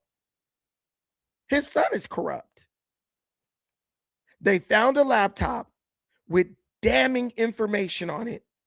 Damning information that proved that our cognitively malfunctioning president, Joe Biden, was literally peddling influence to foreign agents and using that to make money. He was literally receiving kickbacks from foreign entities for giving them American taxpayer dollars. And to keep that from causing Biden to lose his presidential bid, intelligence agencies, former intelligence agency leaders went on the record, jeopardized their credibility, basically forfeited all their credibility by saying, oh, what you found on the laptop looks like Russian disinformation. This looks like something that Russia put into Hunter Biden's personal laptop. How does someone put something into your personal laptop that is sitting at a computer shop? That's probably not even connected to the internet because he doesn't want anything fishy to happen. Like, why are we doing it? Why are we acting like, oh no, intelligence agencies don't do nothing wrong? Intelligence agencies withhold information from the president all the time. Have intelligence agencies ever withheld information from the president? Yes, and U.S. intelligence agencies have historically withheld significant information from sitting presidents, despite the president's theoretical authority to access all classified material. Do you guys remember JFK? Do you remember the grassy knoll?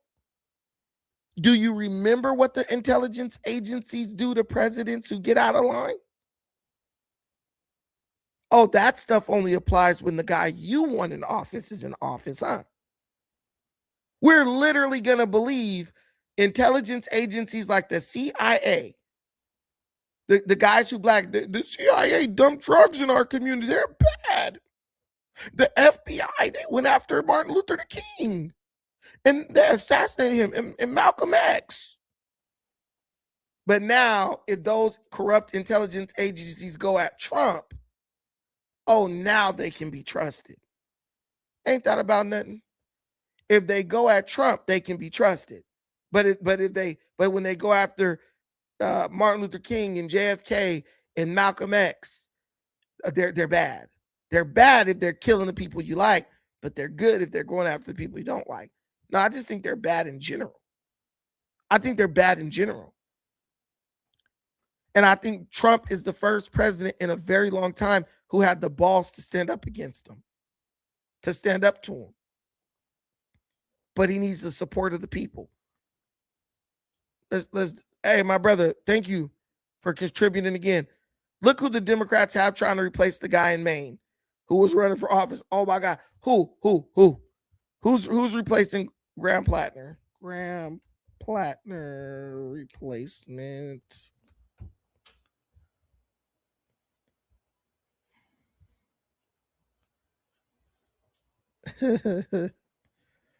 Damn, 600 delegate convention. Lord have mercy. Is it Troy Jackson or Dan Kleben?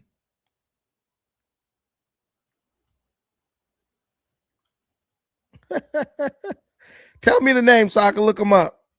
Tell me his name so I can look him up because I know he's trash. Tell me the name. I don't. Who are the Democrats trying to replace Graham Plattner with? What is this? No aid to Israel and no support for Islamic/Muslim indoctrination. That's happening in the USA. Muslims have already taken Yemen, Europe, and Canada. No Sharia law. New York City, watch out. I mean, I see nothing wrong with that. I see nothing wrong with that.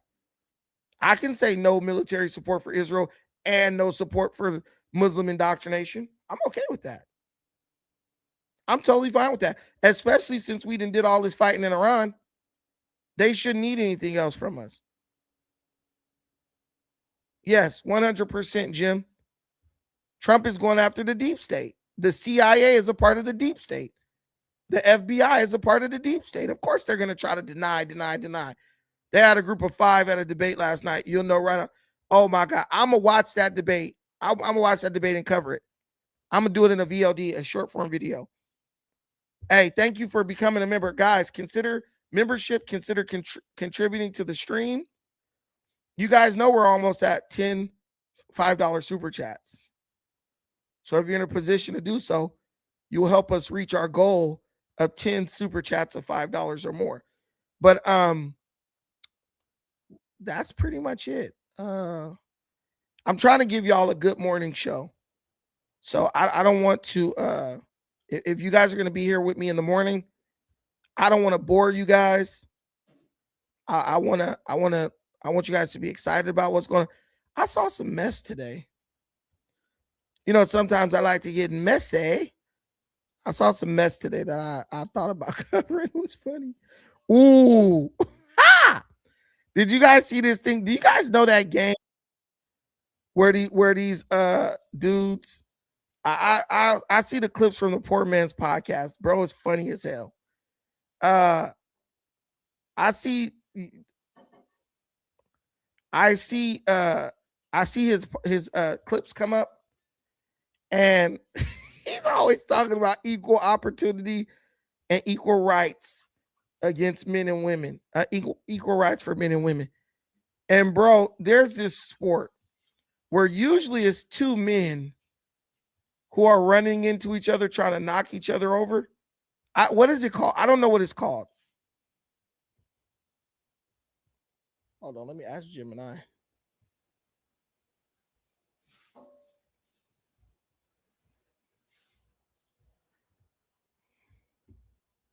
It's not working. Whatever. What is the sport called where the two guys ram into each other? No, not sumo, but thank you. What is it called? A 6-foot dude in a dress? No. I gotta cover that later. Oh my God. Not in a dress. Not the Transformer. Damn. The Democrats are sick, bro. They are sick. Guys, y'all, I got a lot of dudes in here. What's the name of that sport where the two guys run into each other?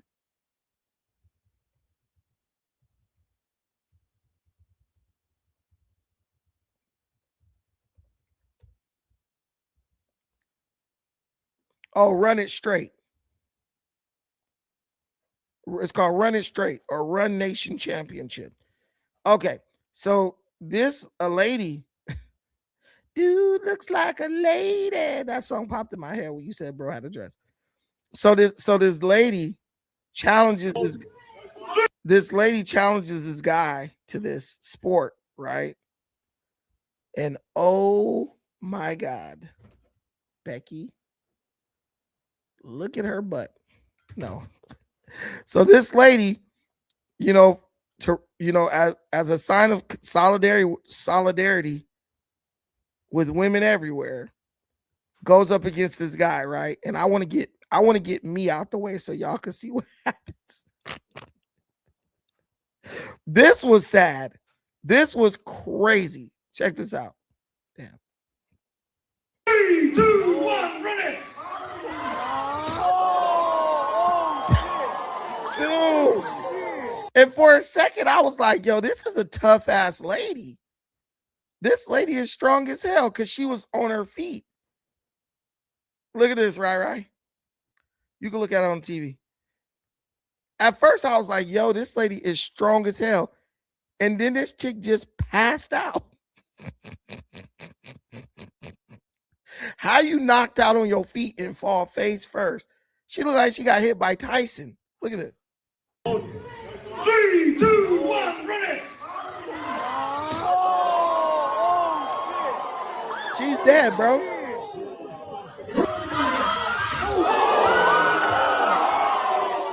Like, I don't think you got, bro. Hey, exactly. She just said the same thing I was thinking. He didn't even look like you ran into her that hard. Bro cooked her shit out. Woo. And she wasn't no little chick. She wasn't no salad eating chick, bro. She looked pretty big. Hey, she looked like she might be able to beat up the average dude. Bro cooked, man. He turned her TV off. Like Kendrick Lamar said, that's what it means when they say turn your TV on. 3, 2, 1, run it! Jesus Christ, she was slow as molasses too.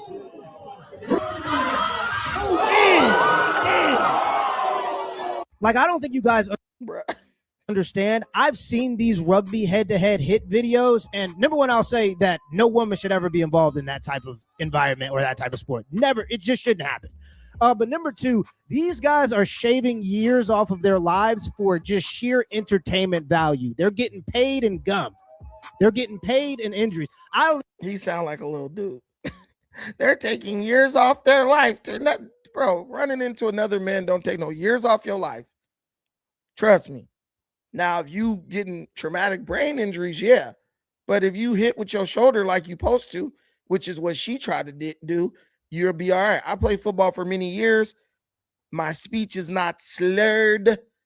You know, I could say Peter Piper picked a peck of pickled peppers. I could, I was literally doing like tongue exercises the other day, and no homo.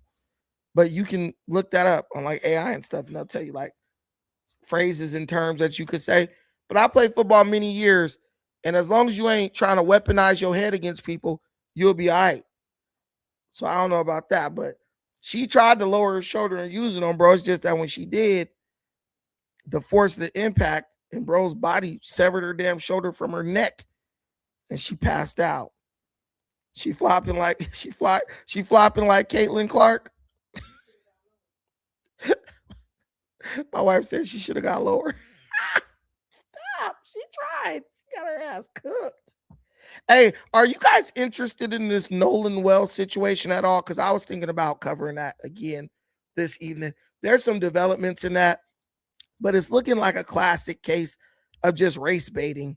They're trying to make it racial. It's not looking like it's race related. So it's looking like his parents wasted their damn money. Are you guys interested in that? What is my audience interested in?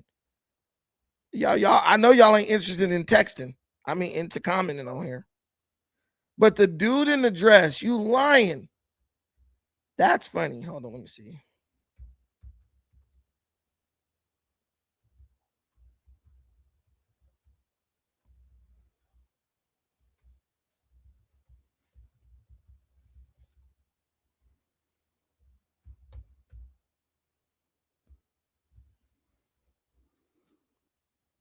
I don't see. Oh, shit. Hey, I was about to say, bro, I don't see nobody in the dress. Then I saw him. Biggest. Jesus Christ. No. Not big Yank. This dude is big as hell. Hold on. Okay. Do they have highlights from this joint? Because I gotta hear it talk. Yo. Okay, we gonna cover this right now. Cause he a member now. He from the hood now. So we definitely yeah, and if you're a member, let's start any request, man. I'm honoring it. Straight up. Gratitude. We covering this big heifer. Look at this. What do I call him? Do I call him a he? Bro, look at this dude in the corner. I know a woman who looks like this dude, though.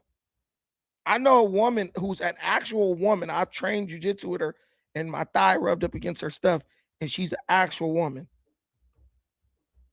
She, because I do jiu-jitsu, and this lady's like a world champion. I know a woman who actually looked like bro, though. He should hang around her if you want to pass.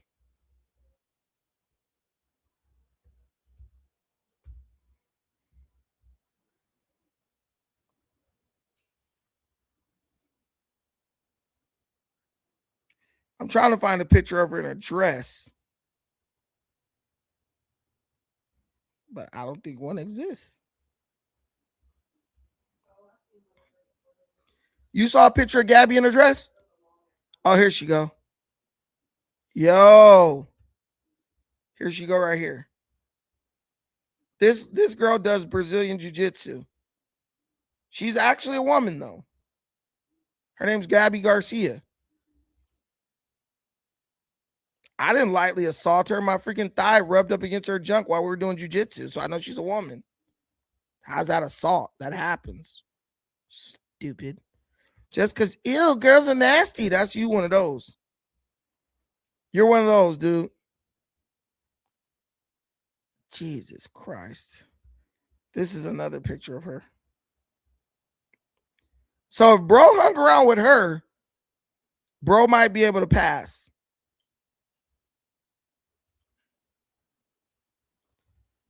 Bro might be able to pass if he hang around Gabby.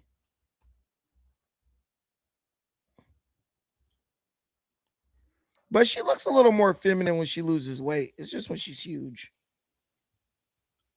But if he hang around her,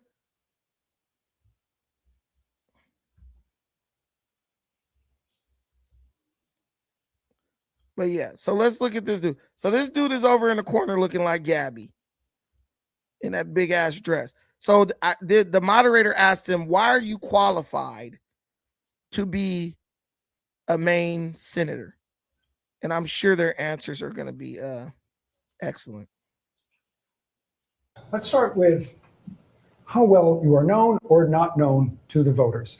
I think it's fair to say that there are varying degrees of recognition you have, but for certainly two of you candidates, 99% of people in Maine had never heard of you 48 hours ago, maybe 6 or 7 minutes ago. So let me start with you, Lizzie Dickerson. Sure. What qualifications do you have to serve in what is not an entry-level job? What is an extremely important job in the United States? Well, I actually have a master's of business administration degree. I am a finance person as well. There is a lot of education I have on board in this department. I'm pretty good at reading budgets.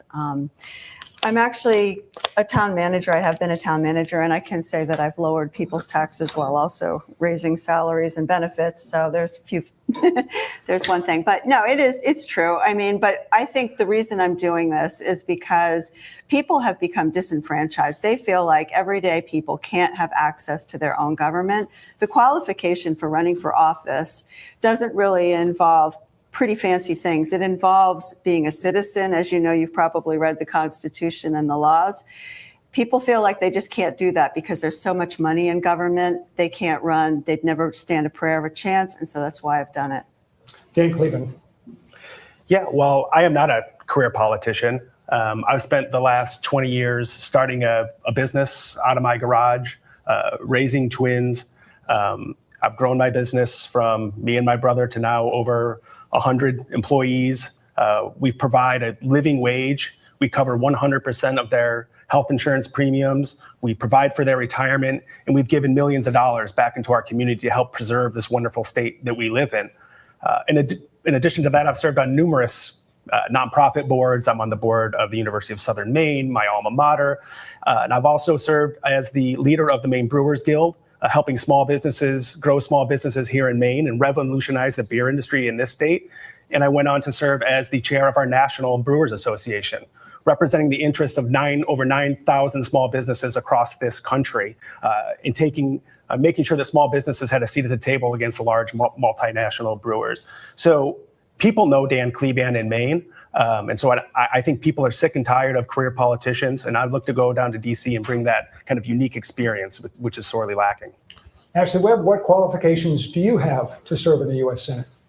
Oh, I ran for office several times. Didn't win, but I did run. And then I'm a songwriter, and then I write my own books. And then I suppose my transparency, I wouldn't lie to the people, and I wouldn't deceive the people like we're being deceived right now. Like, we get I want to make my own movies, and I want to write my own movies, and I want to make my own songs that I play in the movie. He's given the energy of that one chick on Coming to America who just wants to do everything.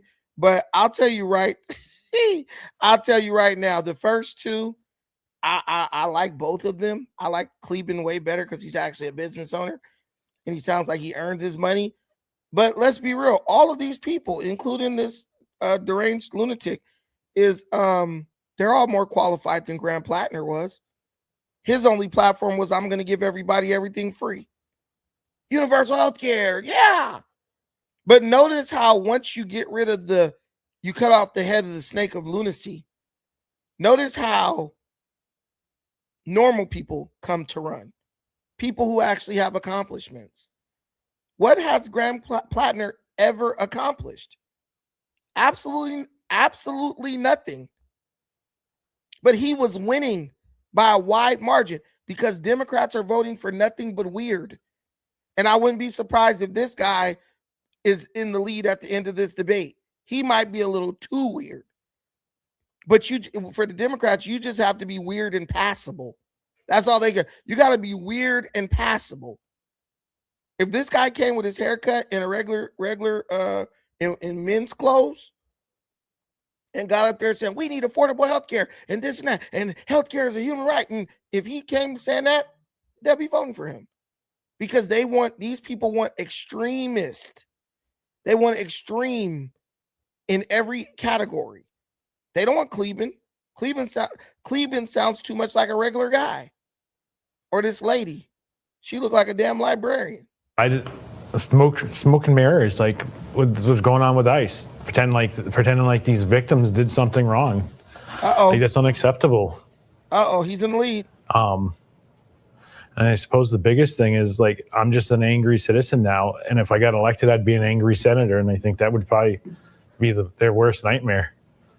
He's David Costello.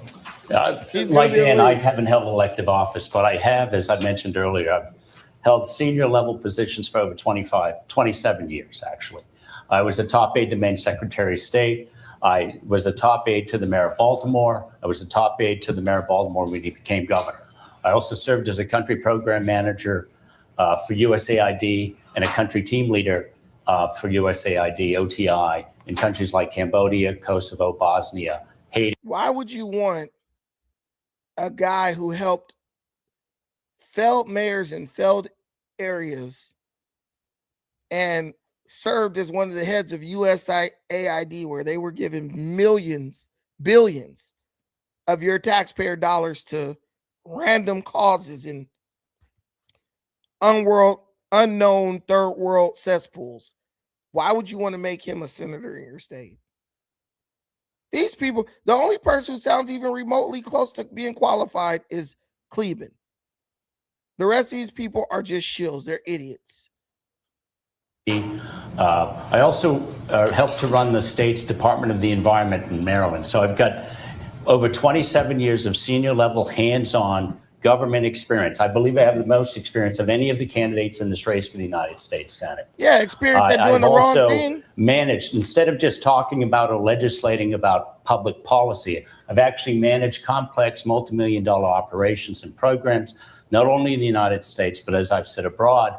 So I think that kind of perspective, as well as having grown up in a working class family with a single mother, widowed at 28, I think that kind of lived experience is one that's missing in Congress. And I think I could bring that kind of governing experience as well as lived experience. And that's why I believe I've got the most experience of the candidates and would provide the greatest contrast with Senator Collins, who has very little hands-on government experience.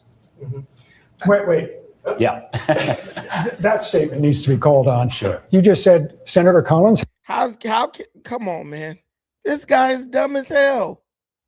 He just said that Susan Collins has very little government experience.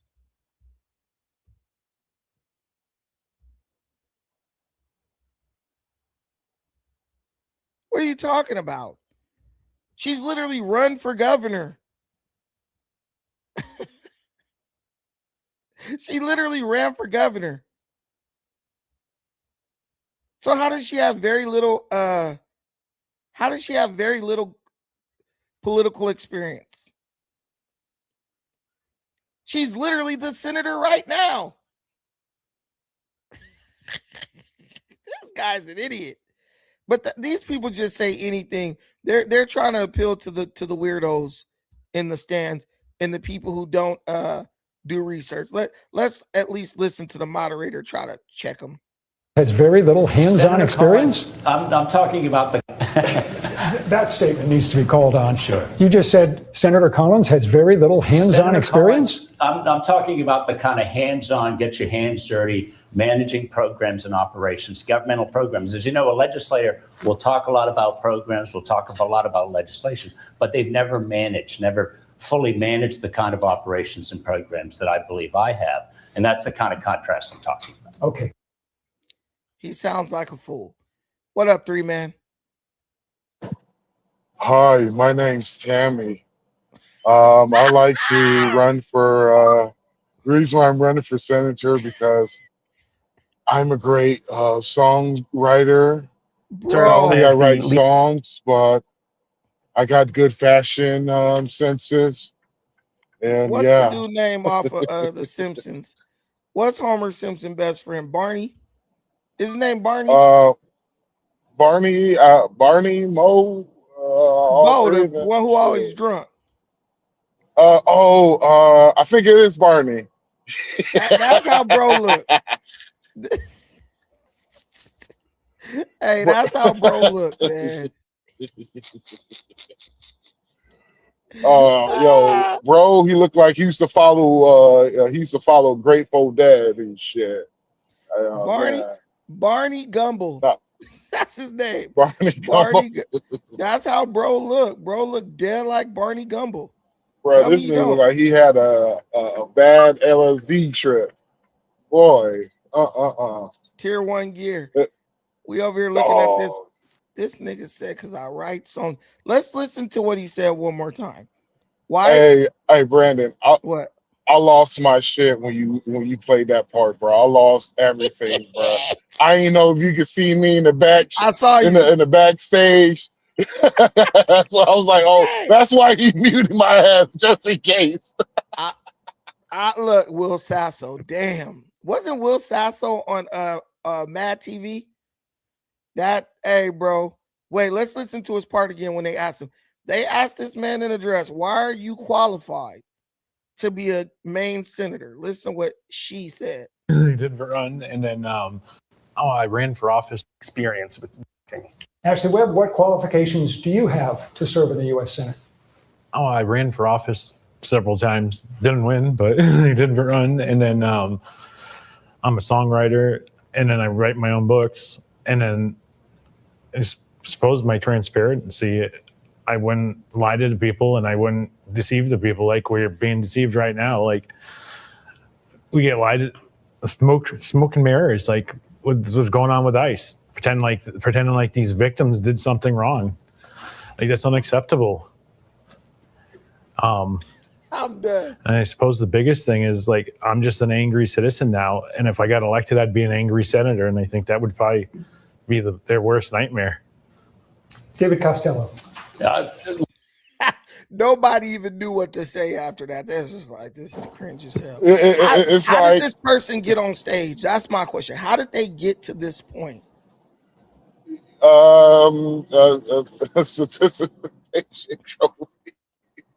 Participation trophy, bro. That's basically what it is. Ashley Webb. That's the person's name.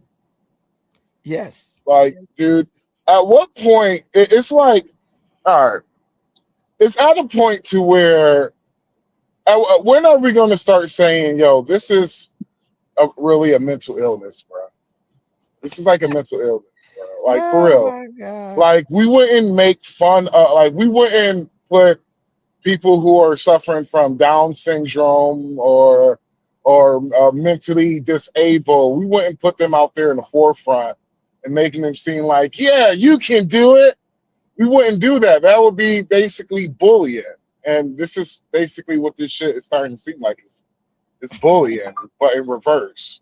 Like, you're telling them, yeah, you could do this, you could be this. And I'm like, over here, I'm like, no, absolutely not.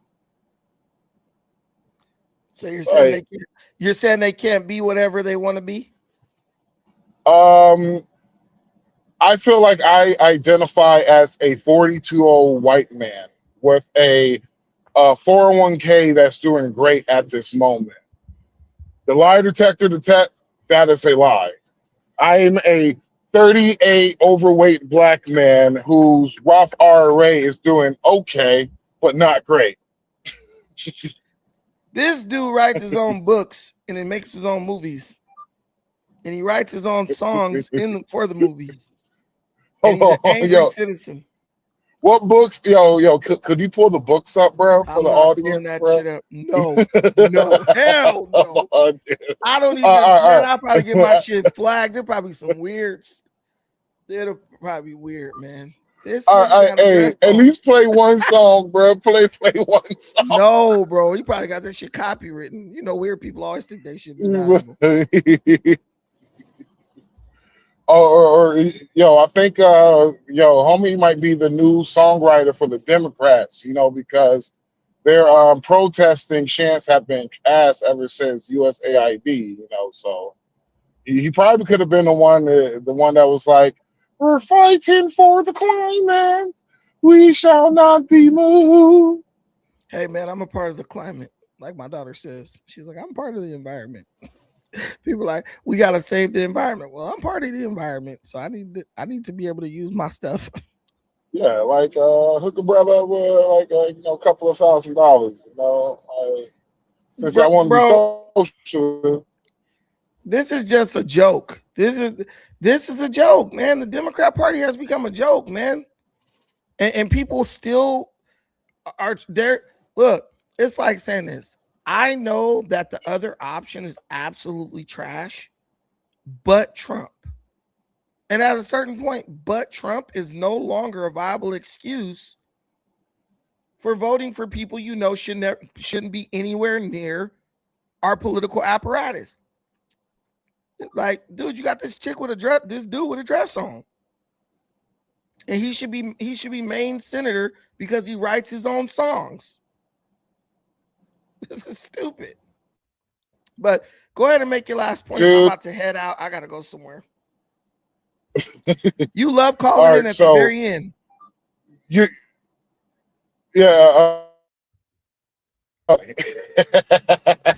Well, you love putting the StreamYard link up at the very end. What? I thought I put it in earlier. You know I be So challenging. Brandon, you said you said I like be challenging people. So Brandon, it's like this, man. We can say this as the Democrat Party, what they're doing now is a joke, but honestly, this shit should scare the hell out of you. This shit should scare every last citizen. Facts. Because of the fact that if they're this crazy, imagine what they will do when they get actual real power. Imagine what they will do if they have control of the House, the Senate, the electoral office, and the judicial. Oh my God. Oh my God. I will be fucking terrified. Yes. Here's the thing. I'm not even scared about the Democrats getting control of those things. What scares me is if they gain, it's about how they get control of it. Because if they gain control by pandering to the progressive fanatic wing of their party, in order to maintain control, they will have to, capitulate on many issues to that fanatic wing of the party. That's the problem. What if the Democrats get power, once they get power, how much are they willing to do to hurt this country to maintain power? Because if the progressives help you get elected, you're going to be beholden to them when it comes time, to basically make decisions about what's best for this country. And, Hakeem Jeffries and Chuck Schumer, they're so spineless that I believe they will destroy this country in an effort to hold on to power. And it's so crazy because it's like, do what we say while we figure out a way to replace you. And that's what the Democrat Socialists of America are doing to the Democrat Party. We don't like you. We hate you. but because we represent a significant portion of your voters, you have to play ball with us. But we're only playing ball with you until we have the ability to get rid of you. It's crazy to me how they let themselves be put in that position. Well, what they're doing, they already doing that now. See, that what you said would have made sense in 2020. No, they're past that. They're past that. They're at the point to where, look at all the past. Let me see the past. You had 50 Democratic socialists having beaten incumbent Democrat senators in House of Republicans. Or was it just House Republicans? I think it was just House Republicans. Yeah, they have literally beat the incumbents, bro. And so they're already taken over the Democratic Party. It's just a slow burn. So pretty much, I say this time in 2028, the socialists. It's going to be, well, right now they're completely masked off. In 2028, they're going in full throttle. Do you know who, like on polls right now? Do you know who's leading the presidential race on their for side? the Democrats? On Yeah, their on the side, Democrats. Yeah. AOC. Yeah, AOC. So AOC, she has been a mask-off socialist for years. I hope she gets The nominated. the former head of the DNC was a socialist. The reason why he lost his seat is because he was coming after Democratic incumbents. So whenever the next election You happens, talk about David Hogg? David Hogg, yep, great name, David Hogg. And so I guarantee you, next time, probably before 2028, the Democrats going to do the nominate a new DNC chairman. He's going to win. He's going to win unanimously. And so what you're seeing is right now I don't think, in my opinion, I hope not, the Democrats don't win in 2028. Because for me, to have a better Republican Party, you got to have a better Democratic Party. To have a better Democratic Party, you got to have a better Republican Party. You can't have like two of each own coins got to fix one another. And so if the Democrats literally do what I know that they're going to do, and if they win, and I'm talking about power and all that shit, the Republicans will never win another election, bro, because they already told you what they're going to do. They're going to pack the Supreme Court. Not only are they going to pack the Supreme Court, they're going to give 15 million illegal immigrants mass amnesty. But you know what? I think they need to have a supermajority to pack the Supreme Court. To change to let me see. We can look it up right now. Not if they end the filibuster. I think they need to have a supermajority to do that too. No, not take away the filibuster. That's all they got to do. Hold on, let me see. Can a simple Because if I remember correctly, there's no limit of how many Supreme Court justices you can have on there. Is there? Yeah, there's a limit, I think. I don't know. Let me see.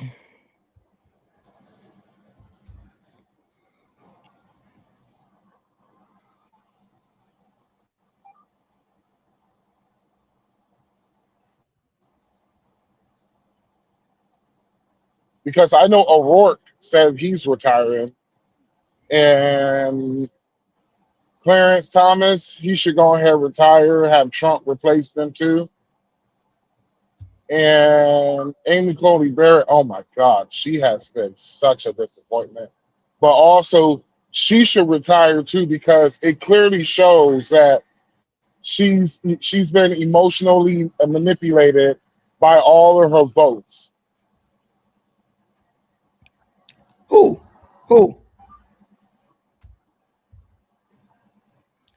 You said she's been eliminated? No. Barrett, Coney Barrett, She should be replaced because clearly she's emotionally incompetent to do this job as Supreme Court justice. Man, I hate that lady. I hate Amy Yeah, Coney people Barrett. got mad at me when I said, wait till I find out she's a actual Democrat. And they was just like, no, she's a far right Republican. I was like, no, she's a Democrat. She's a Democrat. And you know who do you know who advised Trump for her to become court justice? Who? Mitch McConnell. Wow. Mitch. Yeah, that was his pick. Tricky Mitch. A lot of the people that Trump had in his first administration was Mitch McConnell's pick. And can we just be honest with you? As much good Trump first administration looked, like, let's just be real, like you had, like, I made a lot of money on the Trump administration first term. I made a lot of money, bro. Like, brother was swimming in money. And he did all of that with the best numbers of our lives, and he only had a third of his cabinet filled.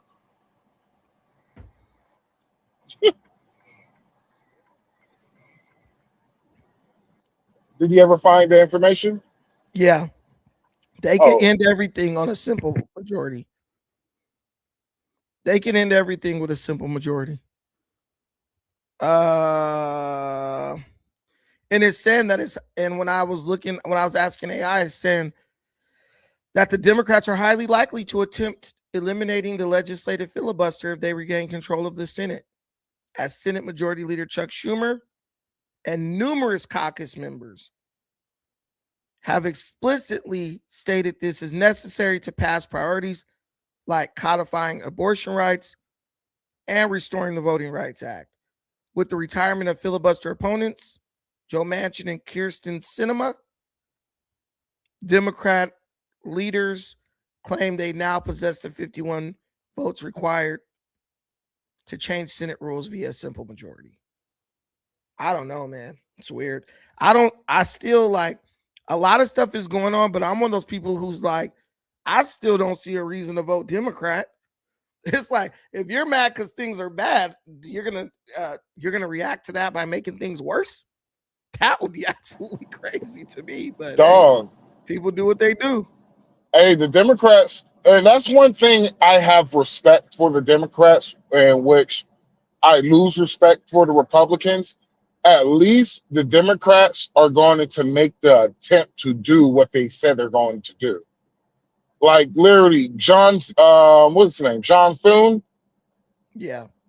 Yeah, he deserved to be primary. Not only he deserves to be primary, but he should never be involved in politics. And go get a fucking lobbying job in Washington. Do that. Because you ain't cut out for this, buddy, especially on the Republican side. But one thing that really ticks me off, and the reason why I hate considering myself a Republican, is the fact that Democrats, they are strong. They are strong when it comes to their marketing. They are strong when it comes into beliefs. But when it comes to Republicans, literally, they're weak at their own beliefs. See, the Democrats have no problem doing the same things to the Republicans, but the Republicans will turn the other cheek. But see, you got to think of it like the Democrats say the same thing about their party that you saying about the Republican Party. They're like, the Democrat Party is too weak, because I live in California, so I hear this shit all the time. They're just thinking like, the Democrats are too weak. They never do this. They never do that. And then the Republicans are like, our party is too weak. It's like both. It's like two ends of this, two sides of the same coin. All of the like really like committed party members feel like their party is too weak and doesn't do enough. And it's like with the Democrats, I just say, what marketing? They have no good ideas. They couldn't even tell you a policy. Democrats are like, Democrats are using universal health care as their talking point for getting majority in the House and the Senate. And they're saying we need the majority in the Senate and the House so that we can codify abortion rights and restore the Voting Rights Act. Bro, they have no policy ideas for anything that's relevant. They're still trying to convince people that, oh my God, we're living in the 1960s in the middle of the civil rights movement, and people aren't buying it anymore. So in order for me to really have respect for the Democrat Party, I'm going to need them to come with some better messaging. This universal health care is not happening no time soon. I proved it on my show when I had, what's that boy named? Carville. What's his name? Jake Carville? James Carville. And the other guy, Al Hilton or Hinton or whatever. They're Democrats. They're literally Democrat strategists and advisors. And both of them were like, we ain't ready for universal health care. They were like, people in America still want to keep their health care. They don't want to get single payer. So the moderate Democrats, the normal Democrats, they're not buying the universal health care shit. And so they're trying to keep them with the Voters' Rights Act and abortion rights, right? And the progressives, that's the universal health care is what they're using to bring the progressives on board. But I think even a moderate Democrat is scared of a progressive taking over. Well, those are the ones that are saying that the Democratic Party is weak. It's the progressives. I barely hear a regular, like a moderate Democrat really saying that the Democrat Party is weak. I've only heard the progressives, the quote unquote communist, socialists saying that the Democrat Party is weak. And so, but wouldn't that, like I said earlier, wouldn't that scare you though? They have no policies. They really only have 2 policies to run on. Maybe 3 in a possible, most at the possible. But they're still marketing well enough to get people to vote for them, which is terrifying in my book, because at least as much as the opposite side want to disagree with Donald Trump, but at least he had policies, man. Donald Trump was spitting policies. That's what he did. That's the only thing he did was spitting policies, bro. Every single time he had a rally, every single time he had a speech, policies. We need to deport the illegal criminal immigrants out of the country. Yeah. And so it's just when it comes to everything else outside of MAGA and Donald Trump, in my opinion, that's the reason why I'm like, once Donald Trump retires, I feel MAGA is going to split up and create their own third party. In my book. I don't know. Because I have no idea. I think MAGA is going to be like the Tea Party. They'll be a thing and then they'll just assimilate back into the main Republican Party. Nah, MAGA's here to stay, bro. The reason why MAGA is here to stay, bro, you're talking about people were MAGA. Like I was MAGA before it was even cool or even acceptable to consider yourself to be MAGA. Right. Like literally, when I was MAGA, when people was, oh, you believe in that? Well, we're gonna threaten you with violence. And I'm like over here, bring it on. Come on. Do it. Come on. Do it, damn it. I've been waiting for this all year long. Come on, bro. Bring it on. All my life I had to fight.